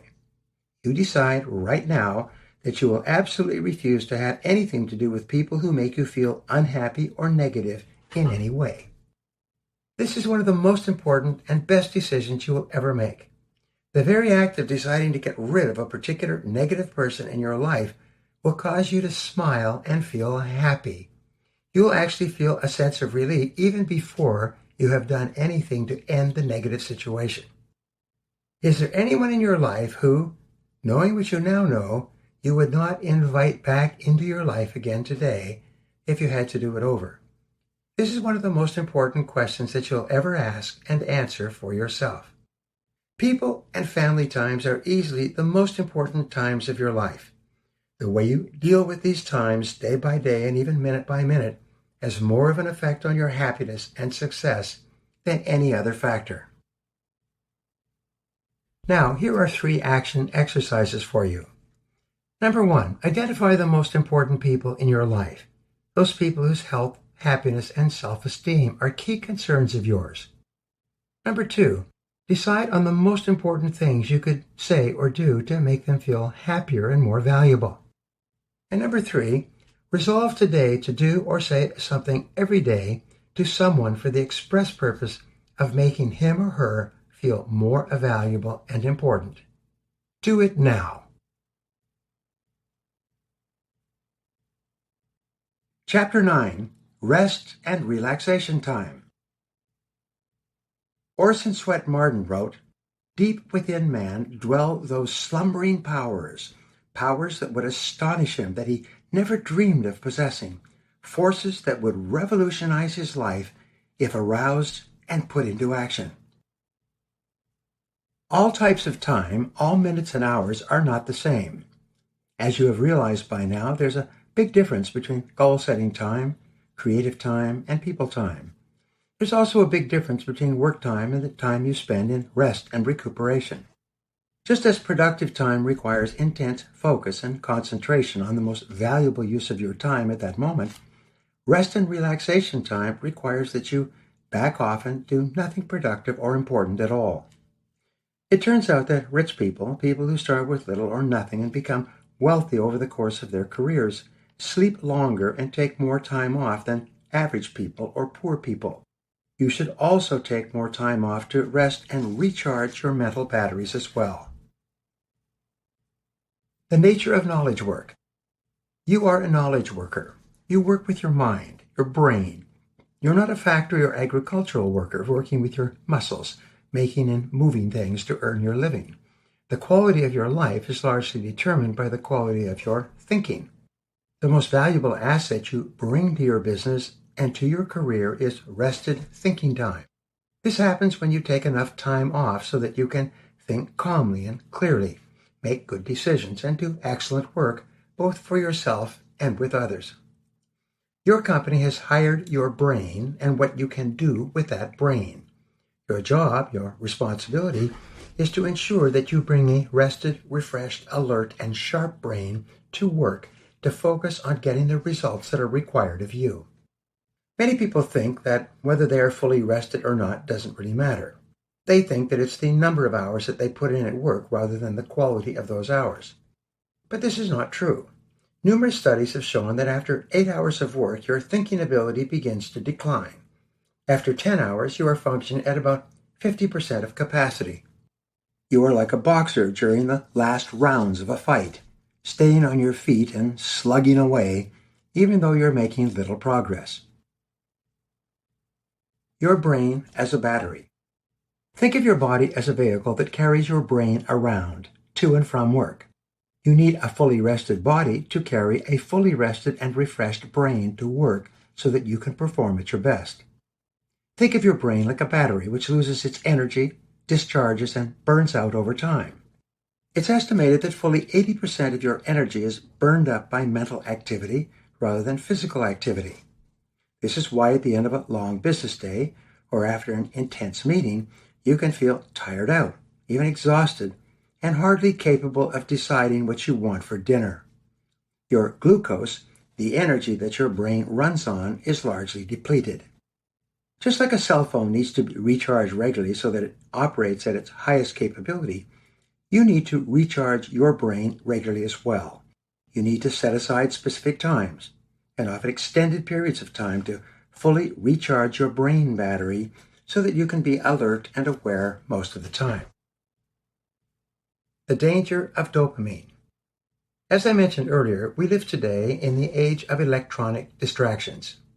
If you do not control the world around you, you will find yourself bombarded with emails, texts, and telephone calls all day long. Each time you respond to the novelty or newness of an email or text message, your body releases a shot of dopamine, the same chemical found in cocaine. This dopamine acts as a stimulant and actually gives you a small feeling of pleasure. This stimulus and feeling of pleasure motivate you to repeat the process, to respond to the next text or email, or to send a new email or text to someone else. Once you answer your first email in the morning and get your first jolt of dopamine, you find it harder and harder not to respond to incoming messages, and eventually you cannot resist at all. Once you check your first email or respond to the first text, you find yourself reacting and responding to electronic stimuli all day long. Recent research suggests that the sound of an incoming email is similar to the sound of a slot machine bell ringing and coins falling. You immediately become curious to see what you just won. This is why you must leave the thing off if you're going to totally relax. Taking care of your mental and physical health, your machine, is essential and perhaps more important than anything else to ensure your health, happiness, and long-term success. Your health and well-being are more important to the quality of your life than almost any other factors. To perform at your best, rest is essential. You need long periods of complete rest and relaxation when you do absolutely nothing but recharge your mental, physical, and emotional batteries. Vince Lombardi once said, "Fatigue makes cowards of us all." When you are tired out, burned out, you are susceptible to stress and negativity, are likely to become angry and impatient, and may make choices and decisions that are not in your best long-term interest. Set rest as a priority. Sometimes the very best use of your time is to come home and go to bed early at 8 or 9 p.m. and just sleep for 9 or 10 hours, completely recharging your mental and physical batteries. When you have a lot going on in your life, when you have important decisions and choices to make, sometimes the best advice is to sleep on it. Put off any important decision until you are fully rested. Many years ago, my mentor, a successful business executive, gave me a little pamphlet called Take Time Out for Mental Digestion. In this pamphlet, which I never forgot, the author recommended that you take 72 hours to think about a major choice or decision before taking action. This turns out to be a success secret of many top executives. The more time you take to consider an important decision, the better quality decision you will make. This is because you get a chance to rest, to sleep on it, to turn it over in your mind, and to carefully consider all the ramifications of the decision. Slow down to go faster. Most people feel that they have too much to do and too little time. They don't have time for all this rest we are recommending. They feel that they have to get up and get going early in the morning and work hard all day long, sometimes bringing work home in the evening and continue to work until just before they go to bed. But this is false. There's the story about the little girl who goes to her mother and asks, "Mommy, why does Daddy bring a briefcase full of work home every night and works all the time and never spends time with the family?" The mother gently answers her by saying, "Well, honey, you have to understand, Daddy has too much work to do at work, so he has to bring it home in order to catch up." The little girl says, "Mommy, why don't they just put him in a slower class?" Be careful that you don't get put into a slower class as the result of being perceived as someone who's overwhelmed and unable to stay on top of her work. Violate Parkinson's law. The primary reason people have too much to do and too little time is because the average person is wasting fully 50% of her time at work in idle conversation, checking email, taking long lunches and coffee breaks, and generally engaging in other non-work activities. This is why one of the greatest success principles of all is to work all the time you work. C. Northcote Parkinson, a British historian, wrote a book many years ago called Parkinson's Law. In this book, he made the famous observation that work expands to fill the time allotted for it. If you have 8 hours to accomplish a certain number of tasks, you will take a full 8 hours, and you will probably be rushing at the end of the day to finish your work. But the reverse of Parkinson's law is that work contracts to fill the time allotted for it. This means that if you give yourself a tighter deadline to get all your work done, you will work faster and more efficiently, and sometimes accomplish even a full day's work in just a couple of hours. Set deadlines on yourself. One of my seminar attendees, a successful businessman, told me an interesting story. He said that when he got married, he promised his wife that he would be home by 6 o'clock each night and would spend at least 2 solid hours with her every single day and more on the weekends. When his children were born, he expanded that to 3 hours per day for his family and more time on the weekends. He told me that if he had to be out of town, he would religiously make up the lost hours by spending even more time with his wife and his children. He said that this promise, made early in his career, changed his life. To keep his promise, he disciplined himself to work efficiently and on his most important tasks all day long. He went to work a little earlier, he worked a little harder, and he finished up on time to be home with his family for dinner by 6 p.m. He became one of the most productive executives in his industry. He was paid more and promoted rapidly, and over the course of his career became quite wealthy. He said that making that promise to his wife was one of the most important things he ever did. You can do the same. Remember, it's not the number of hours that you put in, but the amount that you produce in those hours. To produce the best quality and quantity of work requires that you be fully rested every working hour of every day. You owe this to yourself and to your company. Observe the Sabbath. Orthodox Jews honor the Sabbath in a particular way as an important part of their religious practice. From sundown on Friday to sundown on Saturday, they refrain from all work of any kind. They take a full 24 hours during which they engage in religious and family activities. This is a wonderful concept that I adapted to my life many years ago, and which many of my students have incorporated as well. Each week, discipline yourself to take off at least one full day where you do no business work at all. What you need is 2 full nights of rest with no work in between. One good night's rest does not seem to be enough. What you need is to sleep deeply and well on one night, completely relax and refresh for a full day, and then get another full night's sleep. This 1-day, 2-night combination recharges your mental and physical batteries. By the end of these 36 hours, you will be sharper, more alert, and more creative. You'll be happier and more positive. Your personality will improve. You'll be a better husband, wife, mate, or friend, and will be more enjoyable to be around. It's amazing what rest will do. Allow no exceptions. During this 36-hour period, you must discipline yourself to turn off your computer, to refuse to do any work at all, even reading through papers or work from the office or answering lengthy business emails on your phone. Just stop. Refuse to do anything that requires concentration or mental energy. Here's what happens. If you interrupt your day off by doing just a little paperwork, it is like jerking the plug out of the socket. The recharging process stops. You stop resting. By not allowing yourself a full day of uninterrupted time, your mental batteries do not become fully recharged. By interrupting your rest, you end up not getting very much rest at all. How often have you returned from a vacation more tired than when you left? It was because you kept pecking away at your work the whole time. At first, you will find this idea of stopping work completely for 36 hours to be quite difficult.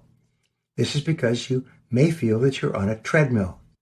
No matter how much you get done, you're convinced that there's always more to do. Even worse, if you're doing work that you enjoy and getting results that are important to you, it's normal, natural, and easy for your work to spill out into your evenings and over into your weekends. It often takes more discipline to stop working than it does to continue working. A test of character. Think of this as a test of character. If you don't deliberately interrupt this style of working 7 days a week, you will soon fall into the trap of working most of the time.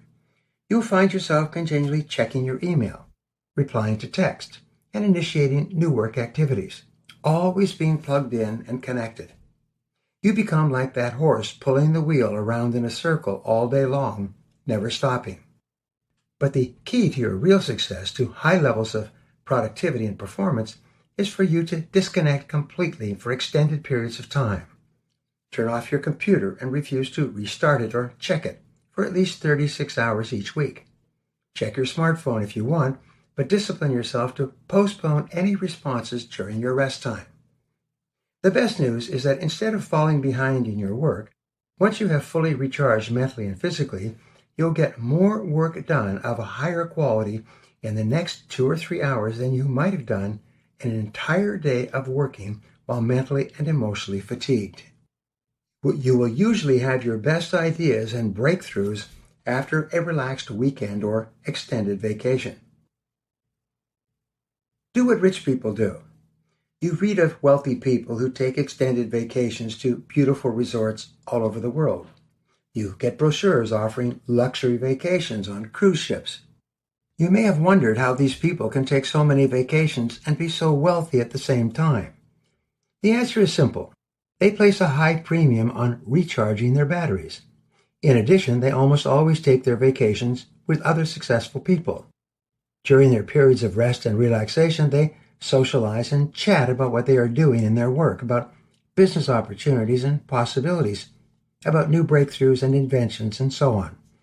When they come back from these vacations fully rested, their minds are sparkling with new ideas and insights that they can use to make even more money in the future. Sleep deprivation hurts you. Meanwhile, people of average income and most poor people burn the candle at both ends. They may work long hours, but when they come home, they watch television for 5 to 7 hours each evening.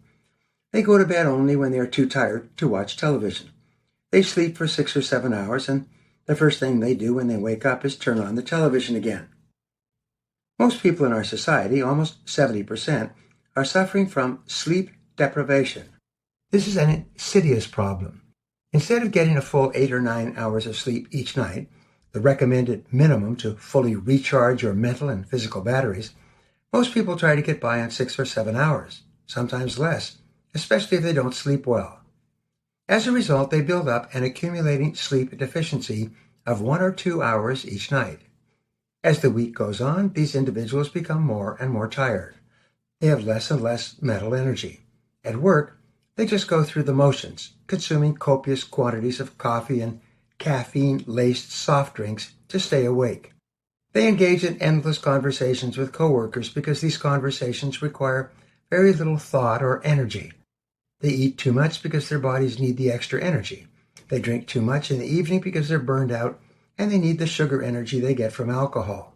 They seldom perform at high levels or reach their potential. They are simply too tired most of the time. Change your life. One of my clients was quite successful running his own business, but he told me that he was not enjoying his work anymore, and he was tired most of the time. He was also overweight. He was eating and drinking too much. I asked him how many hours he was sleeping each night. He told me that he was forcing himself to sleep only 5 or 6 hours per night so that he could have more work time. I told him that he was putting himself on an endless treadmill, working longer and longer hours, becoming more and more tired, accomplishing less and less, and losing his enthusiasm for work. I suggested that he discipline himself from now on to go to bed by 10 p.m. and sleep at least 8 hours each night. This was a novel idea for him. He had convinced himself that successful people slept less and worked longer hours. But he followed my advice. At our next coaching meeting, 90 days later, he told me that he had disciplined himself to start going to bed early and sleeping a full 8 hours every night. He said that after a week, he felt as if he was waking up from a deep slumber, emerging from a fog. He had no idea how tired he had become, but as he slept 8 to 9 hours each night, he had more and more energy. As a result, he ate less because he no longer required more food energy to keep him going during the day. He lost 16 pounds in 90 days. He said that going to bed early had changed his entire life. Over the course of the next year, he tripled his income as well. He spent more time at home, took weekends off, took long vacations with his family, and made more money than he had ever dreamed of. He lost more and more weight and eventually got down to his ideal weight.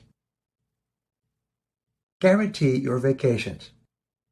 Here is something you can do to guarantee that you don't slip back into working on weekends and during vacations.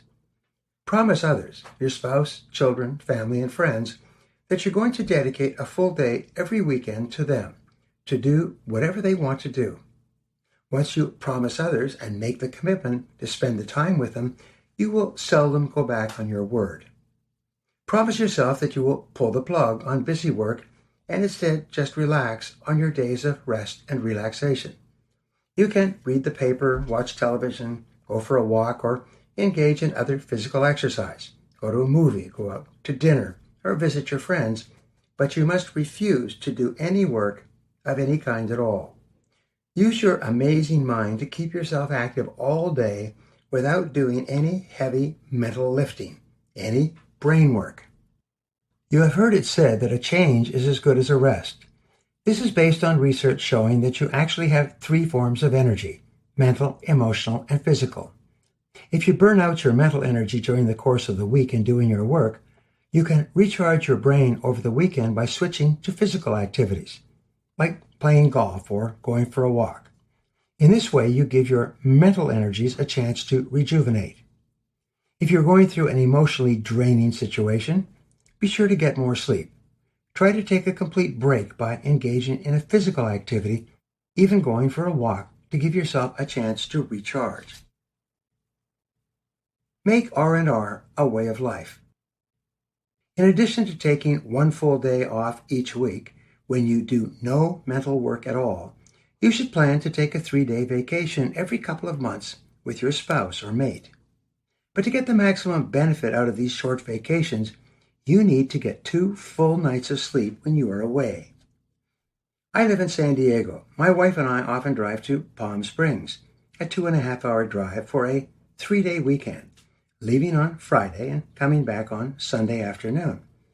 Sometimes we'll fly to San Francisco on the same schedule and spend 2 full days in a hotel, going out for dinner, and just relaxing. These turn out to be some of the most enjoyable times of our lives. In addition, set a goal to take 2, 3, or 4 weeks away on vacation each year. During this time, you may occasionally check your email to make sure that there are no emergencies, but generally speaking, you leave things off. If you're living and working intensely, you'll require 3 or 4 or even 5 days on vacation to decompress and to start to fully relax. Up to that time, you'll still be mentally running on the treadmill, thinking about your work and things that you could do while you are gone. During this period of decompression, you must discipline yourself to keep busy doing things other than work. Turn your computer off. Get out and move around. Go for walks, go out for dinner, go sightseeing, but don't do any work until the compulsion to work eventually dies away, which it will. Family vacations. This idea of long vacations does not always come easy. I was in my late 30s before I first took a 2-week vacation, and I felt guilty about not working the whole time. But in the long run, I really enjoyed the experience. The next year, we took another long vacation, and we have taken long vacations every year ever since. At the beginning, it took me at least 3 days before I could get off the mental treadmill and stop thinking about the work I had left behind. Today, with the passing of time, and with the increased busyness of my schedule, it takes me a full week to come down.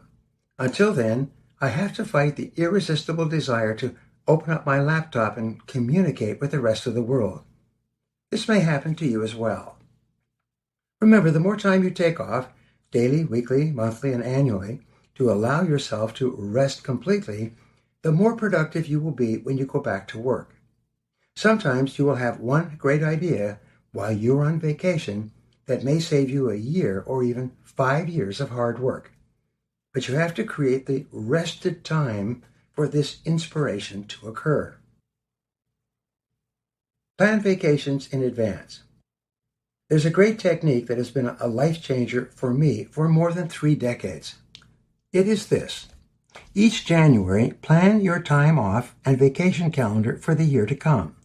Mark off the days you will take off each week, your 2 and 3 day getaways, and your 1 and 2 week vacations. Then call and book your vacations with a non-refundable deposit. Once you've paid a non-refundable deposit, you are committed. You will very seldom ever miss a vacation for which you have prepaid. My wife and I go to Hawaii for 3 weeks at Christmas each year with our family. The complex where we stay is very popular and is fully booked through December and January. Because of this, they require a deposit on January 5 to hold the condominium that you wish to stay in, half payment by April 1, and full payment by June 1. And the payments are non-refundable. In 30 years, we have never failed to take these family vacations. We have never missed a day, and it will be the same with you. Rest and recreation time is some of the most important time of your life. Many of your best ideas that can make you successful and even wealthy, will come to you after a period of complete physical and mental vacation.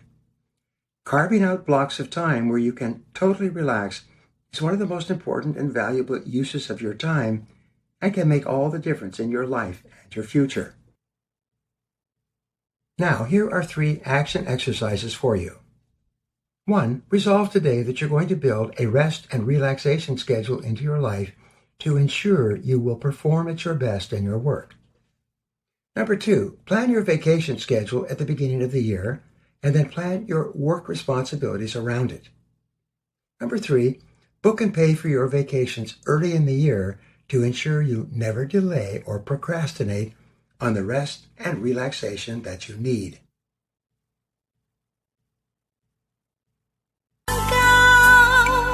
Lưng trời cánh én nghiêng trao, tình ơi tựa mãi sát sao trong nhau.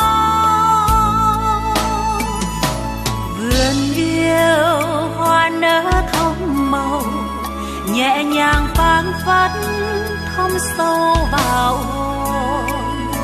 Trời xanh răng sợi chỉ hồng, nên tình luôn mãi rạng ngời sắt son. Em nghe sóng vỗ rung khơi, chiều vàng. Chapter 10, Quiet Time. James Allen wrote, "Dream lofty dreams, and as you dream, so shall you become. Your vision is the promise of what you shall one day be. Your ideal is the prophecy of what you shall at last unveil."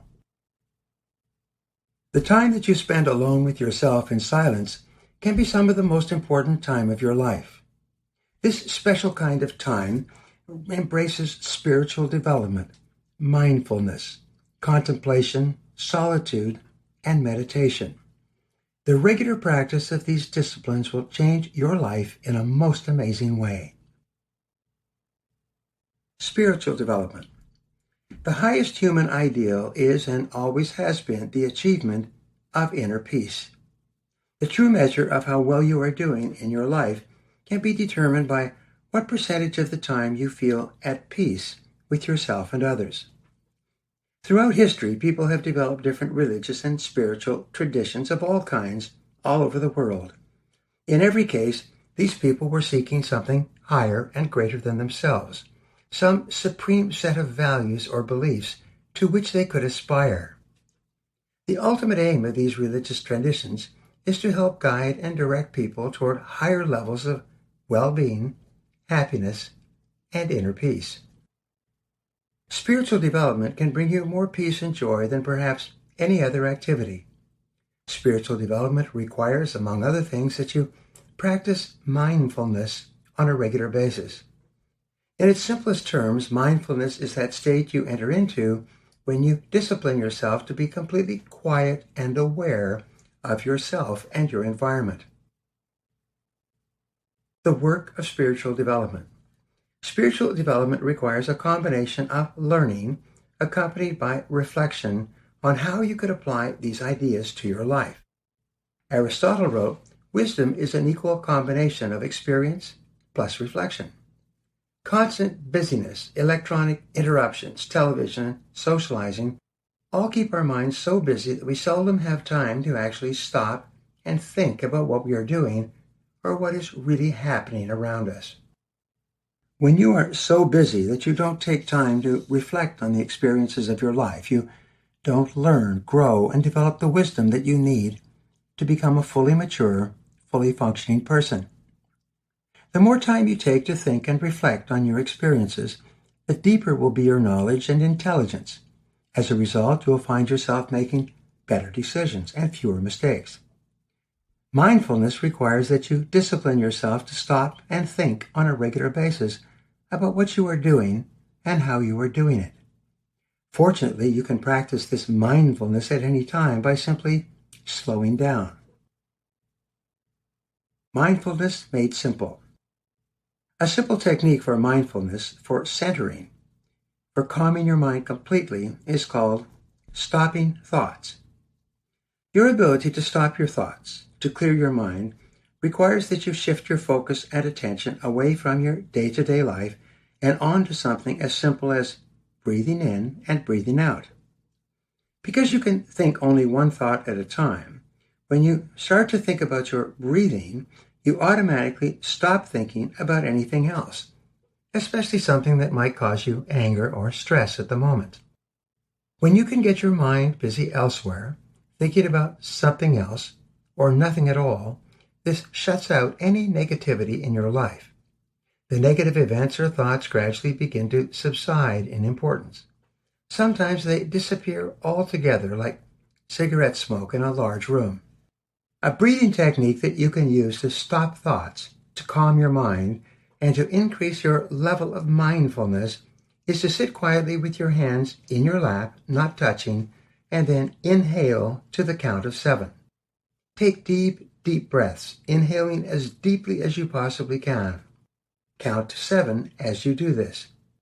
Then hold your breath to the slow count of 7. Finally, exhale your breath to the count of 7.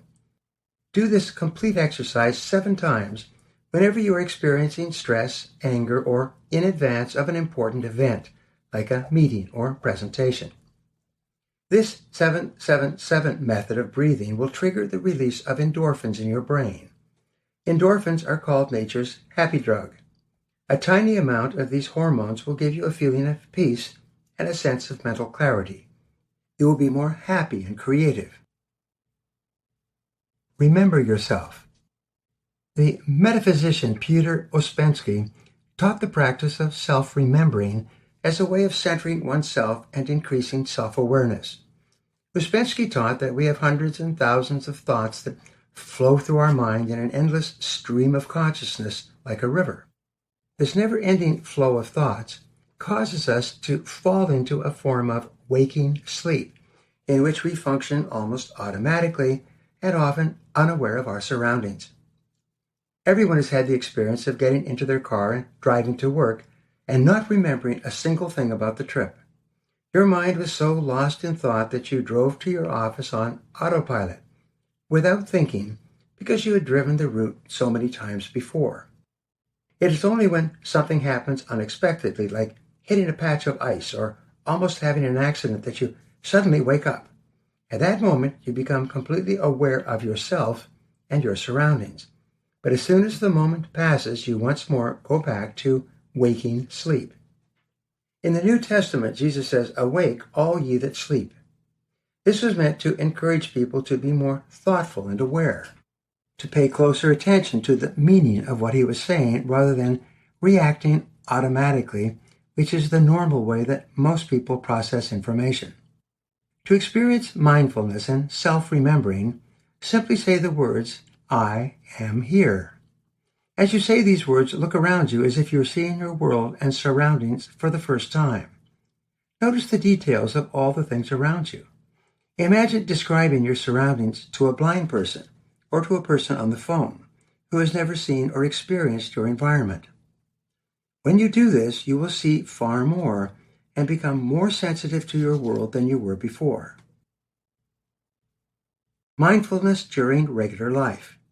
Most people eat quickly, unthinkingly. They pay little attention to their food or surroundings. But you can turn dining into a mindful experience. While you are eating, you can slow down and observe all the details involved in the dining experience and the various features of the room. Become aware of your environment. Look at the way the table is set, at the dishes, the cutlery, and glasses. As you eat, chew slowly, thoughtfully, and deliberately. Take the time to chew your food thoroughly, savoring the different tastes and enjoying each small bite. Notice the flavors, the smell, and the different tastes of the food as though you were eating this food for the first time or for the last time. You could dramatically increase your mindfulness by simply slowing down a regular activity and observing yourself as you move. For example, if you simply slow down the speed of your walking, you'll become immediately aware of your movements. You actually remember yourself better. You become more conscious of yourself and the world around you. You think, I am here. When you slow down any activity, like washing the dishes, brushing your teeth, or even turning the pages of the newspaper, you immediately experience a heightened awareness of your actions and become much more sensitive to your environment. Practicing mindfulness for problem solving. Whenever you have a problem of any kind, practice solitude. Go into the silence to find the solution. Sit down comfortably in a place where there is no noise or distractions. Let your mind relax completely. Prepare to spend 25 to 30 minutes of silent sitting before your mind stops racing and thinking about the things that are going on in your daily life. At about the 30-minute point of complete silence, your mind will become completely calm and you'll begin to feel an amazing sense of peace. You'll start to see things with greater clarity. And while you're sitting there quietly in silence, the exact answer to your most important question or problem will simply appear in your mind. Because sitting in the silence stimulates superconscious activity, when the answer to your problem or question comes to you, it will be simple and clear. It will answer every detail of the problem or difficulty. It will be completely within your capacity to implement immediately. Each time you practice solitude, the still, small voice within will speak to you with greater clarity. Over time, this quiet voice actually becomes louder and more insistent. It functions faster and with greater accuracy. This development of your intuitive sense is one of the best uses of time of all and is the key to spiritual development. Think about water. Another way for you to trigger your superconscious powers and to develop yourself to higher levels of spirituality is for you to think about water. Because the human body is 70% water, we have a natural affinity for water of all kinds, especially bodies of water. Whenever you sit quietly next to a body of water, your mind soon becomes calm and clear, and your intuitive senses begin to flow like a river. If you are not near water, you can just think about a body of water. Think about a lake or the ocean or even a quiet stream where the water babbles along in front of you. Thinking about water in this way relaxes your mind and stimulates ideas and insights into your current situation. Even sitting by a swimming pool in the silence, gazing out at the water before you has a calming effect on your mind and emotions. The practice of meditation. Meditation is practiced by millions of people all over the world on a daily basis and sometimes several times a day. In meditation, you sit in the silence with your eyes closed and breathe deeply in and out, focusing your attention on your diaphragm, the place where your lungs meet your stomach. Many meditators use a mantra, a simple word or phrase such as peace, love, or serenity, which they repeat over and over until they fall into a relaxed state of harmony and bliss. Often meditators will sit in front of a candle in a darkened, quiet room, concentrating on their breathing for 20 to 60 minutes. There's even an app which shows a burning candle that you can sit and look at to help your meditation. Another method of mental relaxation is called walking meditation, which is best done in nature by yourself. You can walk around your neighborhood or nearby park. You can walk in the woods or along the beach. you'll enjoy the same benefits of relaxation and enhanced creativity as you would sitting quietly by yourself. As it happens, not all people can meditate. Some people prefer sitting still and looking outward with no disturbances or interruptions. This is called contemplation, sitting with your eyes open and simply allowing your mind to float freely without any attempt to control your thoughts.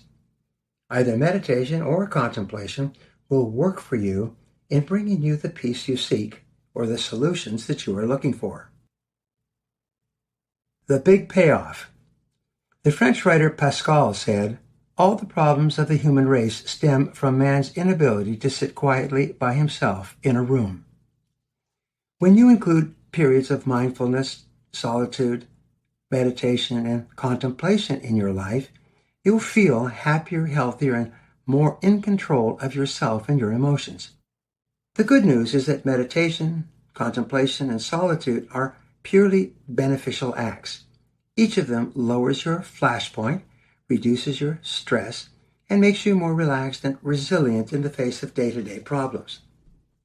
People report extraordinary benefits from mindful living, enjoying greater clarity and alertness, a heightened sense of self-control, and greater personal power. They experience lower blood pressure, less stress, better sleep, superior health, and many other good things, including weight loss. Resolve right now that you're going to take a few minutes each day, perhaps just 5 minutes at the beginning, to sit perfectly still, quietly, with no distractions, and just let your mind float peacefully. Think about your breathing or think about water. From the first time you practice this mindfulness, you'll be more alert and aware and feel better about yourself and your world. Now, here are 3 action exercises for you. Number 1, go into the silence on a regular basis, once per day if possible. Practice solitude to tune into your higher powers. Number 2, practice mindfulness, slowing down to increase your sense of awareness when you eat, work, and talk with others. And number 3, practice meditation for a few minutes each day by closing your eyes while you sit peacefully and let your mind flow like a quiet stream. Summary. The most valuable and important thing you do is to think. The quality of your thinking, especially about time, determines the quality of your life. Continually stop and ask, what is the most appropriate type of time for me to use in this situation? When you take the time to think before you react or respond, you will always make better decisions and get better results. Good luck. This is Brian Tracy.